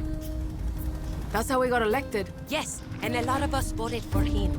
We believed in his promises. We thought it was going to be like the old days again, like some kind of fantasy. I guess it was the promises of going back to the good old days, and this would have been the perfect narrative to explain both sides of the spectrum as to why people realistically support Castillo and not just believe in his vision and his catchphrases. What vision to make Yara great again? What were the steps? I'm tired of hearing the slogans. I wanna know why and how he was going to bring it back. So we save Alejandro's life, and even though he is Carlos's son, he is bullied relentlessly for being a traitor. Though he never did anything directly bad towards them. The issue is that the only reason he is with us now is because he was about to be executed for no reason, and that his father died for him to survive. His core philosophy has not really changed, it was never challenged in the first place. Also, he truly wants to help now. And that's good, he should have some good inside intel, right? Regarding where to strike, where Jose is at the weakest, right? No. He says the most generic thing ever. If you want Jose, you have to think big. Hit him where it hurts. His tobacco fields. We tried that already. No, all of his fields at once. Draw his soldiers out, leave him open. That's smart. Yeah, that's not anything new, that's basic knowledge. Why have him in the story so much towards the end when he's not even contributing anything or having his own character arc? And after bombing some napalm on some of their farms, we get intel that Jose is at a faraway airport, but when we get there, he's gone. But is he? Because we get an awful boss fight, because it's a helicopter boss fight, yay. And we get one of the most anticlimactic deaths ever. Nos vemos, Napoleon el Pequeño.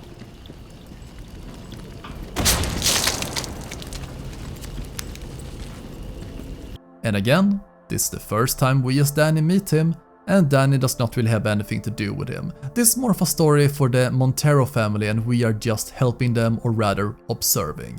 So let me get this straight.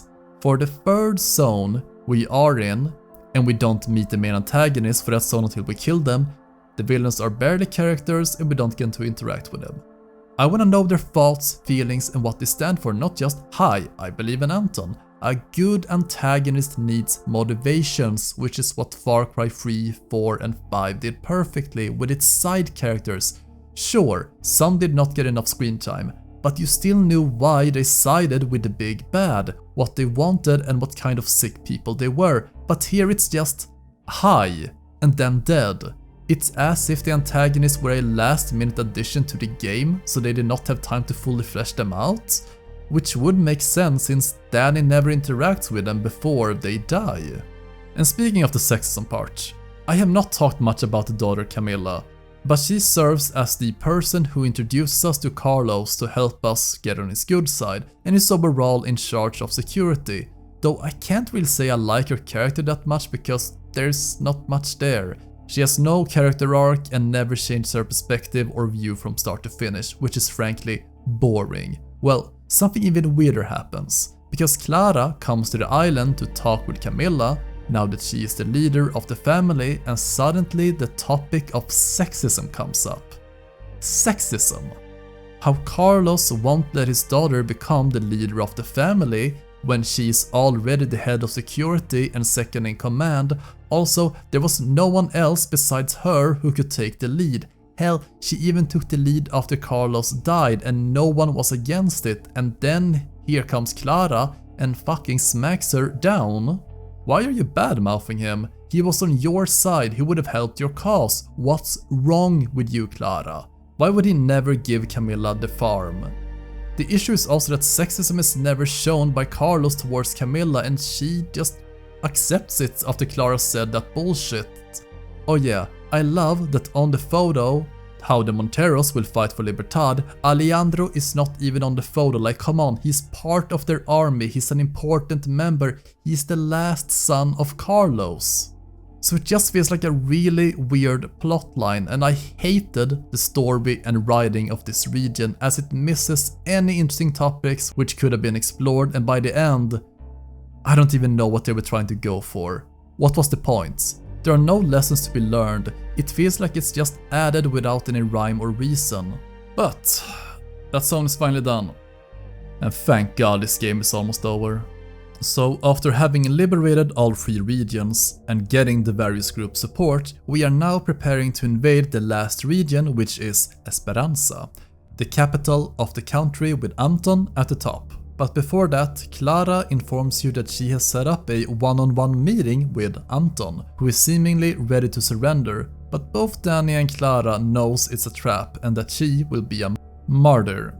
And again, the thing about people not wanting to follow her makes no sense. Sure, we are the ones who have been doing all the heavy lifting while she has not really done anything, except giving us some tricks and suggestions. So the thing with Clara is that her family was rich, which is why no one wants her to be the leader, and it's why she sends you out to speak for Libertad. But that's not enough for me. Why not have her be the daughter of a high-ranking officer, or the daughter of the previous regime, or hell, even one of Anton's bastards or something? That would make it more interesting and make more sense as to why people would not follow her. Also to understand why Clara is against Anton and why she went against her own family's wishes and left it. But the explanation is just Anton bad, me good. There's nothing deep here or interesting. She's just there and we don't really meet or talk with Clara that much, so we don't get to know more about her and her motives, because each time we finish a region she talks to the other people, not you. Juan finds out Clara is going to have a talk with the Castillo and goes completely crazy. Juan, what the hell are we doing here? It's best to hide in plain sight. What? I told her not to go. I fucking told her. Told who? Clara? Juan, what is happening? He took her, Dani! He fucking took her. Clara. Juan gives us the direction to the island and does not know what we know, that she wants to be a martyr for Libertad, although I'm not sure why we don't tell him that. Regardless, this kinda sucks because we need to swap out all of our weapons for 2 new ones, more stealthy weapons, and we are walking around in a uniform as we need to infiltrate the island, but the uniform will not work if we get too close, so again, what was the point of wearing the uniform? And when we get to the villa, it becomes useless, so why even bother us having a disguise then? Well, we get into the room and Anton is holding Clara at gunpoint. Anton reveals that he has acute leukemia and has been for the last 6 months, which is exactly the moment when all of this shit started to happen. And for some reason he wants Dani to be his right hand, to be his legacy. Does he understand that even if we accepted the deal, we would never be loyal to him? It's an out of nowhere offer which makes no sense other than Anton being literally insane.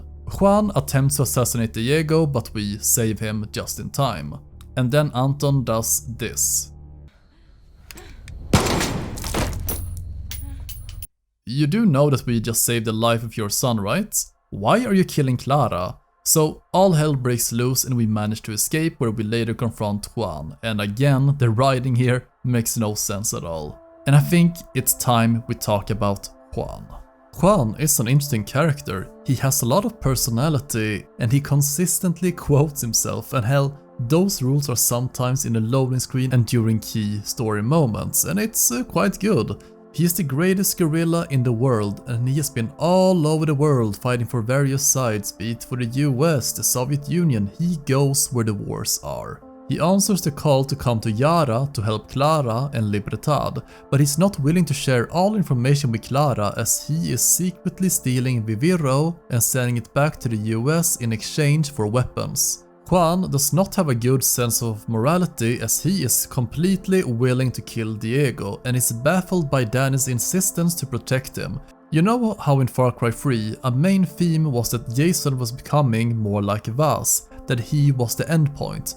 Juan is supposed to symbolize the same thing when it comes to Dani becoming more like him, addicted to being a gorilla. Although it's never shown that way and it's only told in cutscenes, which does not really work. We don't get this symmetry. And this is why this sentence by Juan, when we confront him, makes no sense whatsoever. What happened, Dani? We never talked about killing the kid. What do you care about some fucking rich mocoso in a castle? You think I'm a fucking idiot? You don't care about the goddamn kid. You just don't want La Revolucion to end. We had her, Dani. He wasn't part of the plan. You are exactly what I said you would be. A junkie. You can't quit. Just like me. The first time I saw this scene, my mouth went to the floor. I could not believe what he was saying here. Did I miss a cutscene? When the fuck have we ever done what he's saying here? What in that meeting did we do to continue the revolution because we don't want to kill Diego?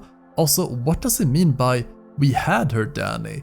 Does he mean Yara as a country being a her? Does he mean Clara, that we didn't save her? What the fuck does he mean here, or is it just because the writer screwed up? There has been no indication that we are addicted to being a guerrilla and that we don't want the war to end.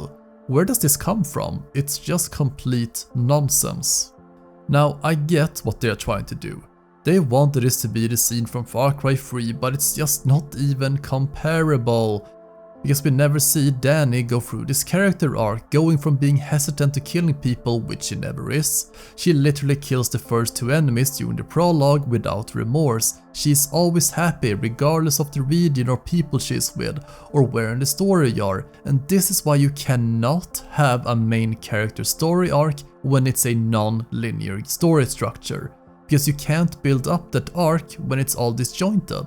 Jason went from this Cali kid who had panic attacks the first time he killed someone to slowly starting to associate his need for adrenaline with killing.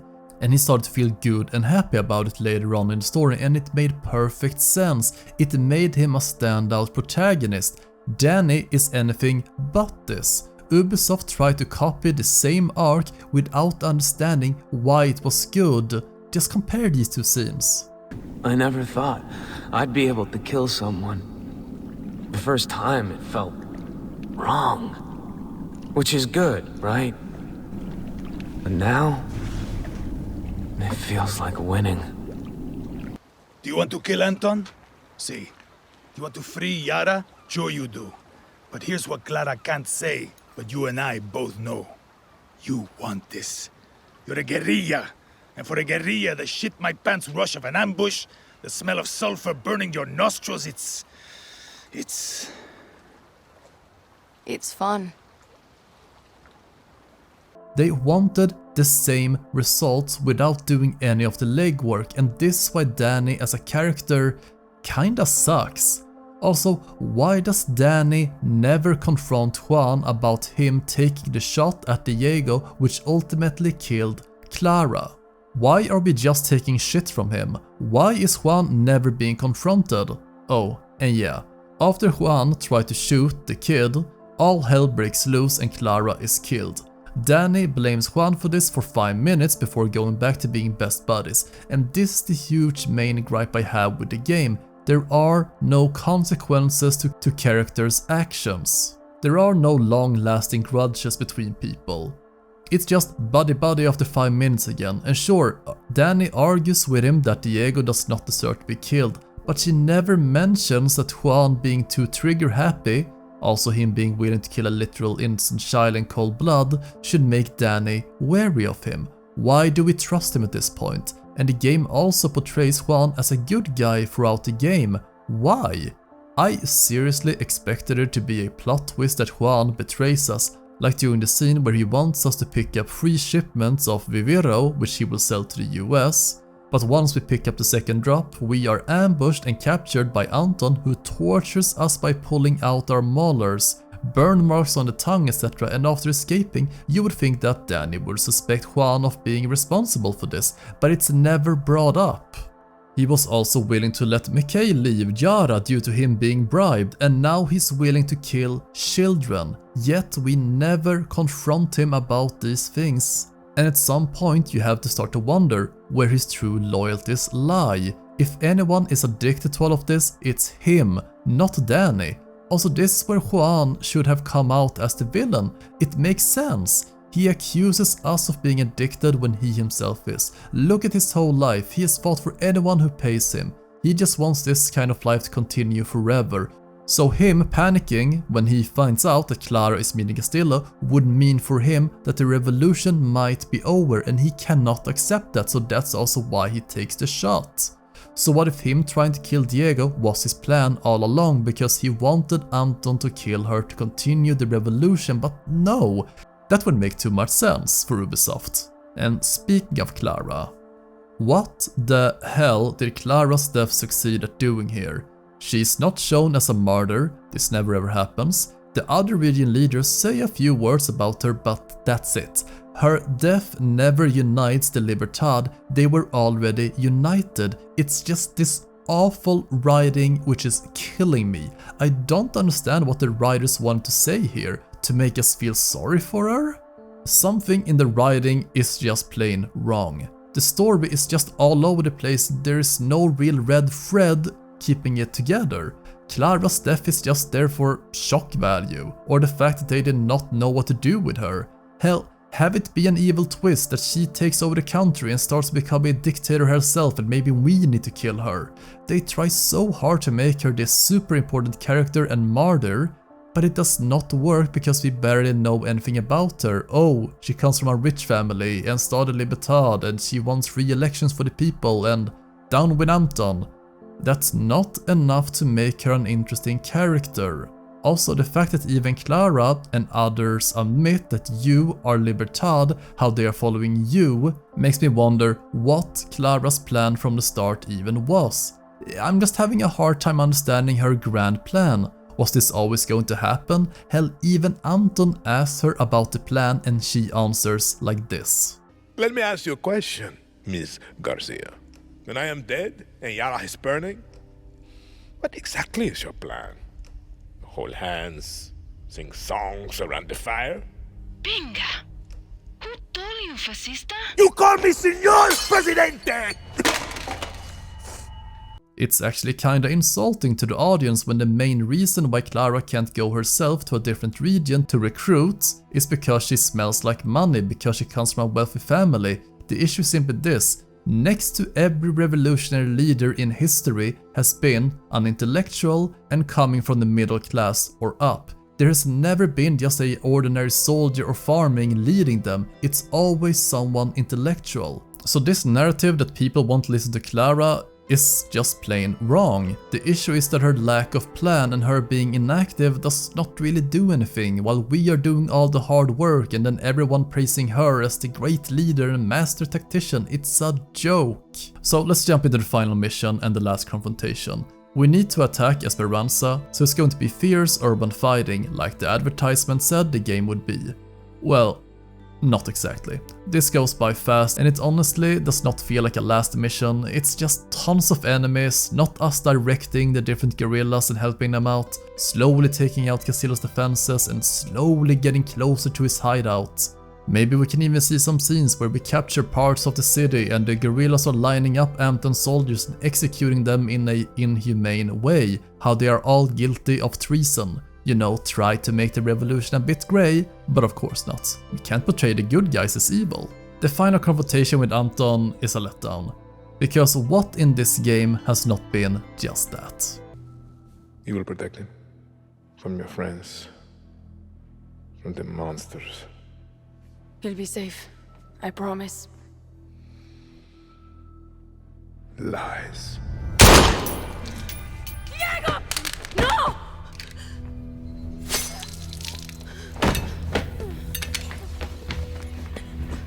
Everything's gonna be alright. Don't move, Chamaco. It's okay, Dani.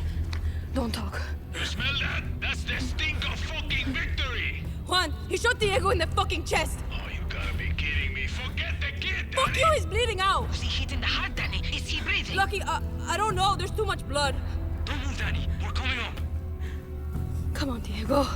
Stay with me, Chamaco. It's okay. It's okay, Dani. You were the lucky one. No.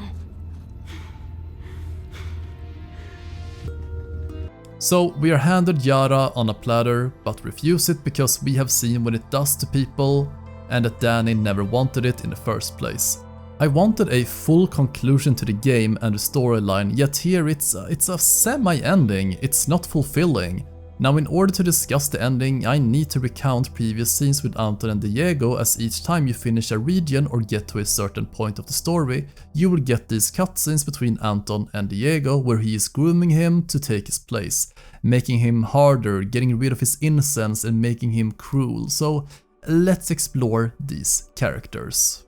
Anton and Diego are not bad characters per se. I love their interactions with each other. The main issue is the same as with Dani, it's the way the story is told because the story is non-linear, and that means we cannot see Diego go from this "I hate dad, I don't want this" kinda what we saw in the intro, into slowly becoming more like him each step of the way from each lesson that Anton is teaching him. Instead, the interactions and his character development is sporadic and quite confusing, which again is a shame, because there are some great scenes, like the talks regarding truth or lies, lion and lambs.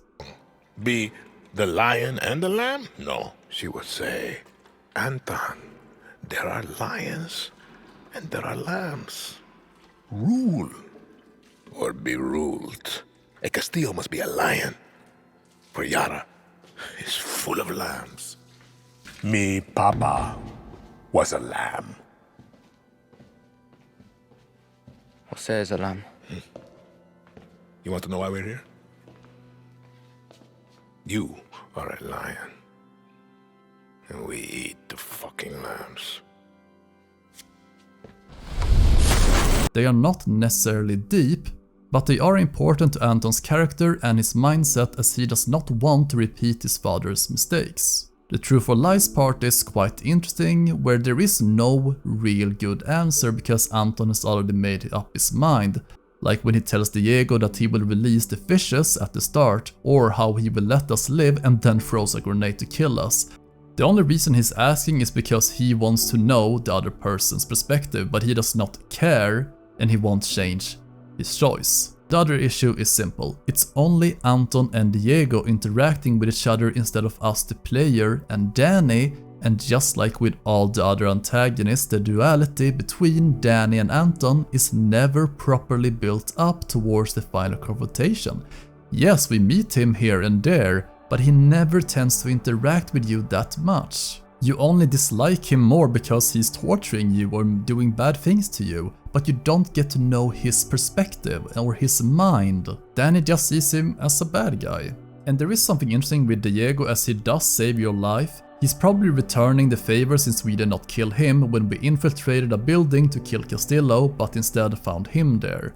And Juan has a point as to why does Dani care so much about Diego. If anything, Dani should initially dislike him because he's the main reason as to why Lita and everyone else on the boat died, because if he was not there, we would have all made it out alive. Sure, he does try and save everyone on the boat, but it's still overall his action that led to these deaths. The fact that Dani never brings up this subject is quite baffling.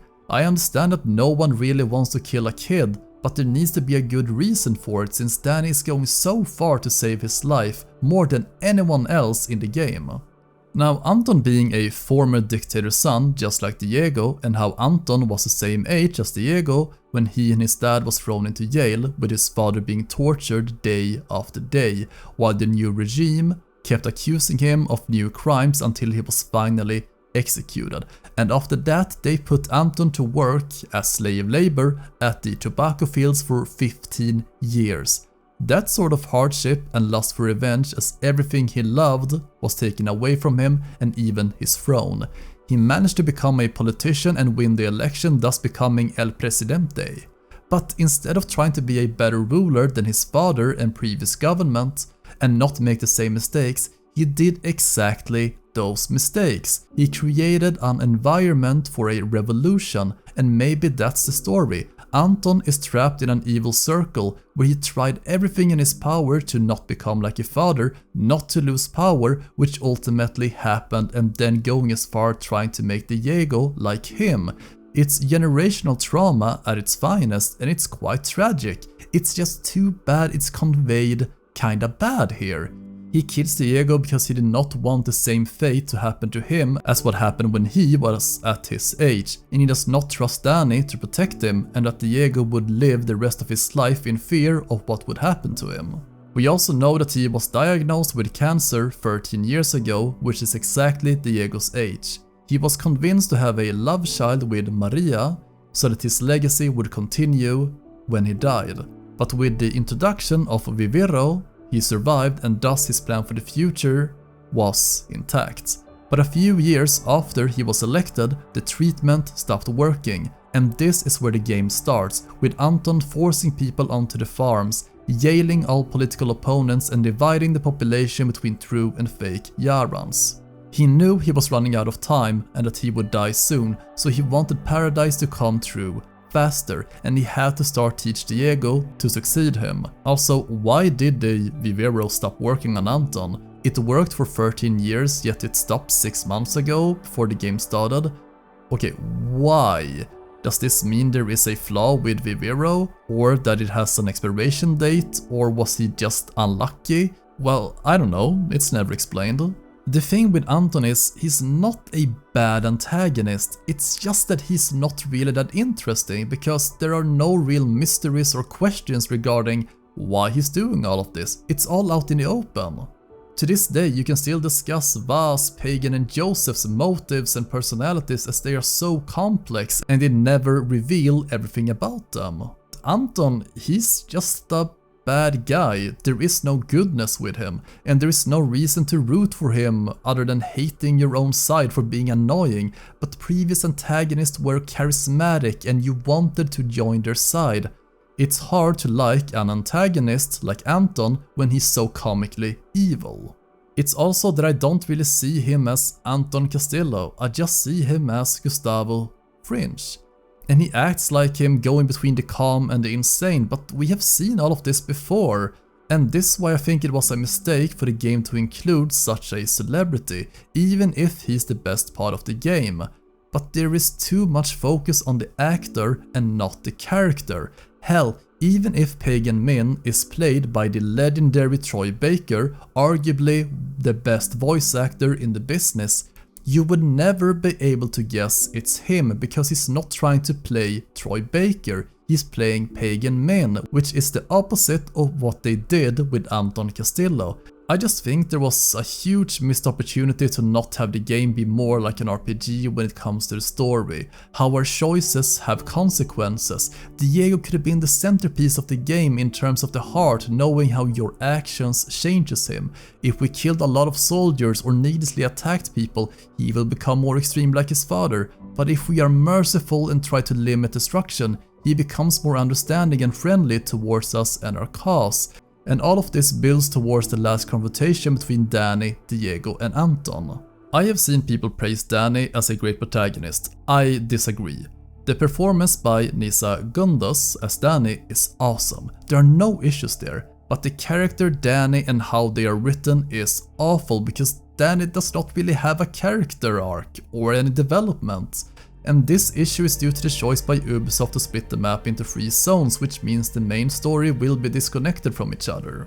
It would have been cooler to see the rebellion start off as goofy, but later on many of them becomes cold-blooded killers, or that we meet Juan later, or hell, if Ubisoft would have had any balls, they would have made us an American who is infiltrating the guerrilla from the start but later on turns their back to the US to help Libertad.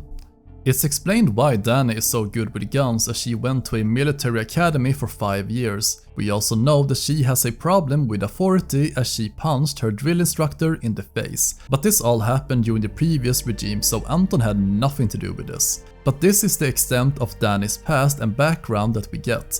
The sad part is that I think it would have been more interesting to understand why Dani cares so much about Diego, because again, he's the dictator's son.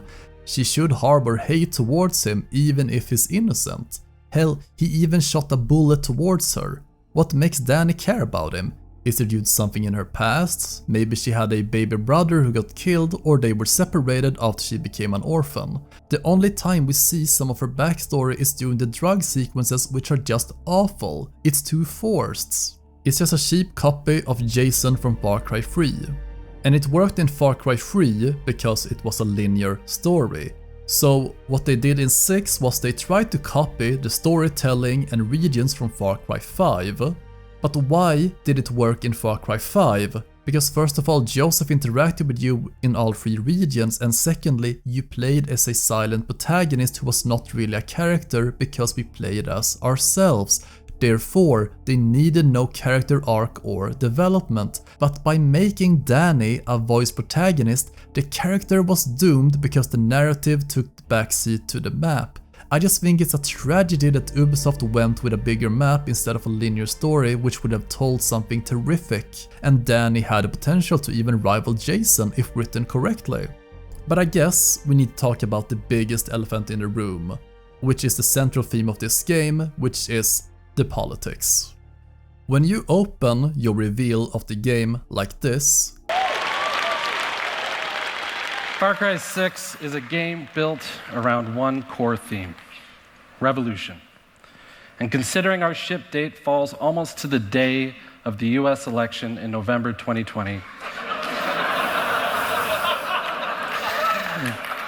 wasn't expecting that laugh, all right. You have already made one huge political statement. I know that throughout this video I have been very harsh on the story, its characters, the setting, morality, everything, right? But most of that is simply due to the creators advertising the game any chance they got as being this super deep, political, serious game which would delve deep into these different themes of morality, revolution, identity, yet it barely does, and it's only surface level if anything. Even the comments regarding the importance of LGBTQ rights falls flat. And this is why I will be more picky when it comes to the game's politics, because they advertised it as such. And this is a stark contrast to previous Far Cry games that taunted themselves as being non-political, which got them into a lot of trouble with critics back in Far Cry 5, as they demanded the game to be more political, and they got their wish. When the narrative director says that the story of Far Cry 6 is unconventionally political, and that it's a pivot from Ubisoft's previous stance on avoiding controversy leading up to the game's release. And one quote from the lead director, Kawari, is, "Far Cry 6 will have hard relevant discussions about conditions that led to the rise of fascism in a nation, the cost of imperialism, forced labor, the need for free and fair elections, LGBT+ rights, and more." Can you see why I'm so annoyed by such claims? Because nowhere in the story is the rise of fascism explained. There is no talk about imperialism, and I think it means the US having a blockade up against Yara, but that's it. And forced labor is bad. Yeah, it does not take a rocket scientist to figure that one out. And the need for free and fair elections? My brother in Christ, you do understand that was actually the main reason why Anton Castillo was even elected in the first place, due to having open and free elections. And LGBTQ rights? Again, what rights? It's never really brought up except one small quote by Paolo. Other than that, there is no talk about it, so it just feels superficial. We are told that Anton and his regime are quite anti-LGBTQ and how they don't like minorities. So why the hell are there propaganda posters from a drag queen around enemy bases, which the soldiers are putting up as propaganda and a recruitment tool? Also, one of the main points in one of the regions is that the first thing a totalitarian government does is to destroy and remove art and anything that seems distasteful or filthy. Yet they are openly promoting a drag queen as propaganda for their army. I'm sorry, but that makes no sense. It's as if Ubisoft want to be progressive but never understand how it affects the world. It's also such an easy fix. Don't have these posters in the enemy bases, have a drag queen on your side whom you do side missions for, but trying to say the regime is regressive while literally using a drag queen performer is stupid. And it also becomes especially stupid because I would actually say that Castillo's army is probably the most progressive in all of the world, because around 50% of the enemy soldiers are women. And trying to find an army with 50% females is quite rare, so yeah, there is no sexism here. If anything, he's more progressive than anyone else. And then there's the handling of the trans character Paulo, who is a trans man, and is also voiced by Javier Lopez, who is a trans man in real life, so that's pretty cool.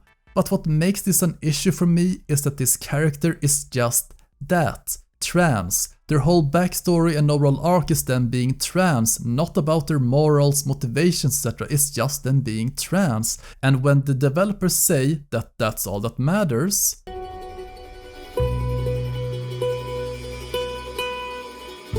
seeing a bit of myself reflected in there, as well as just having positive representation in a game, especially for me, is probably one of the biggest marks of pride to have some of that going on. I get a little bit pissed off. The fact that they only care about representation and not if it's a well-written character is to me both insulting to the audience but also for trans people, because I know that if the character would have been a straight male, the writing goal would have always been to make it good, making a good character, yet if there is a trans character, just the representation is good enough? There is no quality assurance, and it's sad because the performance was great. There was just not much to work with. The team also speaks about representation when it comes to Afro-Yaran aspects like Anton Castillo being black, but the issue is this is never brought up except for one line by Talia, who's also black. My mama used to tell me, save the dreams for the rich, fair-skinned Yarans. Us, we don't get to dream, we survive. Otherwise it never comes up again, so you might be asking, why was it ever important? There is also so much anti-American sentiment in the game. America is my option. Of course. And you think Americans want your Yaran blood? The American dream is for Americans, Dani. That the American dream is not for people with their skin color. What's your plan when you reach America? Me and my friend Alejo were going to work shit jobs until we could scrape up some money, open a body shop. If the Yankee blockade taught us anything, it's how to keep things running when you got nothing. That's the dream? Sure, Yankees might pay you to park their cars or pick their fruit, but you'll never be one of them. The American dream doesn't come in our color. Or how Talia thinks their only future is to clean bathrooms. Look, Talia, we can have a life there. Oh yeah, smile at the Yankees while we clean their toilets. Smile while they tell us to go back to where we came from. They don't want us, follow. This scene contradicts the secret ending where Dani escapes to Miami and we see her on the beach just chilling. Was this the good ending all along? Also, the whole blockade is just weird. Why the hell is it still up after the communist regime has fallen? Don't you think Anton would be friendly towards the US or that the US would like him? Why would he be against them? It makes no sense at all. It just feels like the devs wanted America to be the big bad for putting up the blockade, yet for no rhyme and reason it's still there. And if anything, wasn't the blockade kinda positive since Anton was breaking human rights? You know, slavery, killing some people, so wasn't the blockade actually justified? But that's not how they portray it in the game. It's interesting how the interviews say how important all of these different social messages are, yet outside of the interviews they barely exist or are mentioned in the actual game. Yeah, pro-LGBTQ by killing a woman for misgendering a trans man, but then they validate the abusive nature of Talia towards Paolo, framing her as being right when she is literally transphobic. We are never shown the rise of Anton and the so-called fascism. There is no underlying meaning in this game. It's just black and white, because what makes Anton a fascist? It's not really explained. And the worst part is that the game does not understand what it means. And if they don't understand, they can't explore it. Why are people drawn to that ideology? We don't know. How does it grow? We don't know. And why is it dangerous? We don't know. All I see is one crazy dictator who could have easily been someone like Pagan Min. Seriously, what's the difference between these two? And people never said Pagan was a fascist. If you wanna tackle these topics, you need to understand them and also explore them. You can't just say fascism bad. And they try to make Anton and his regime so comically evil that it makes it hard to view them in a serious light. For example, I found an enemy outpost, a metal factory, and when I liberated it, I noticed something weird. These really weird statues that looked like humans, and they were putting them in shipping crates, and then I read the notes gathered around the place, and the environmental storytelling is quite good. Yeah, they poured molten metal on people and started selling them as statues. What the hell? Oh yeah, another funny quote is this from the lead director. It's a little bit of a bait and switch that I hope works. Let's see what happens. But what was sort of the light bulb moment for us was looking at revolutions. When you think of revolutions, you look at the world right now. Everyone wants to say good person, bad person. And Anton does the same thing. He says true Yara, fake Yara. Two sides fighting each other. But then you look at the revolutionary movements, it's anything but.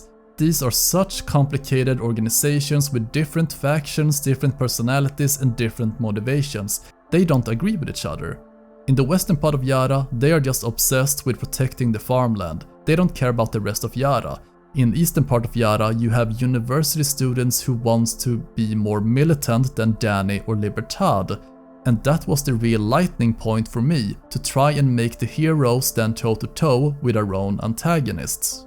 And again, talk your sheep because none of this is in the game. It has never been this black and white before, Anton is obviously a bad person and all of our friends are good. What hurts the game a lot is that it tried to be like Far Cry 4.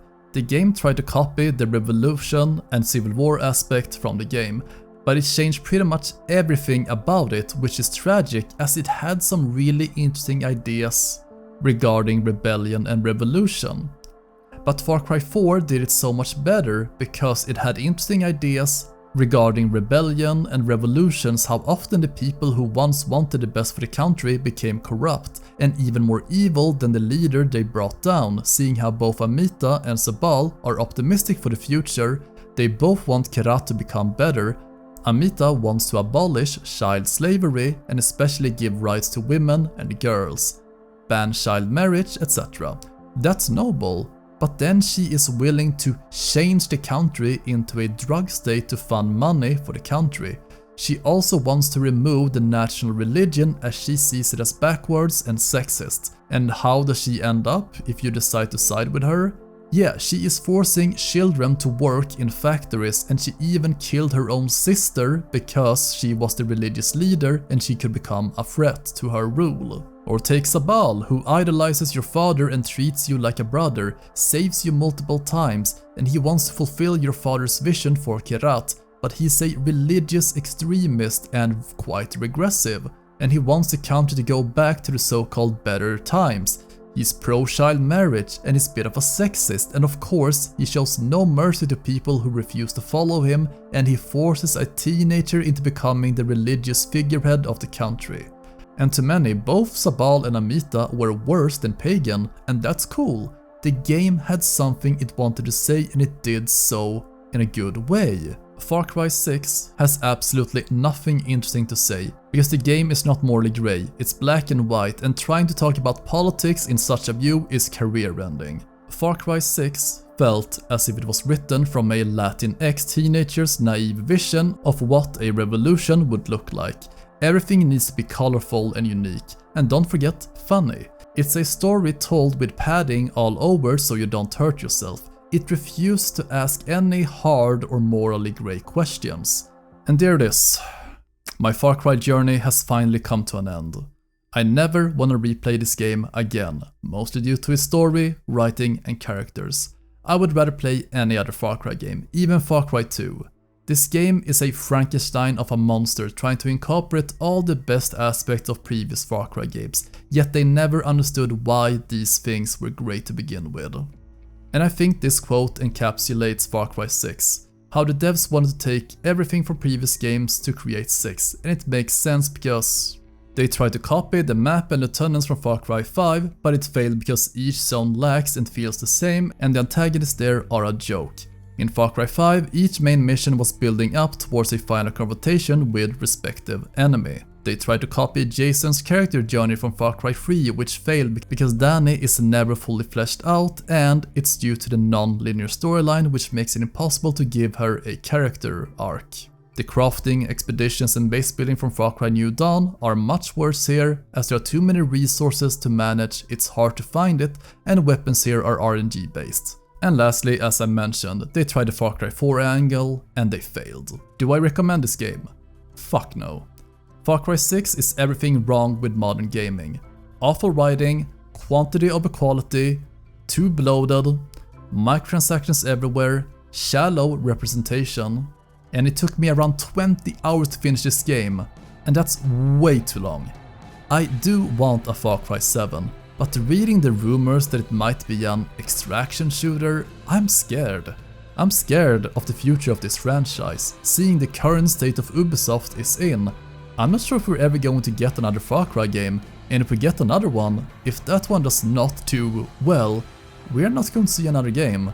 It's quite tragic that the franchise peaked in 2012 with Far Cry 3, and the franchise has tried to copy it ever since, yet they don't understand what made it good in the first place. But I think I'm done here. I got a few more Far Cry videos coming out, mostly ranking videos of the protagonist, antagonist and the games themselves.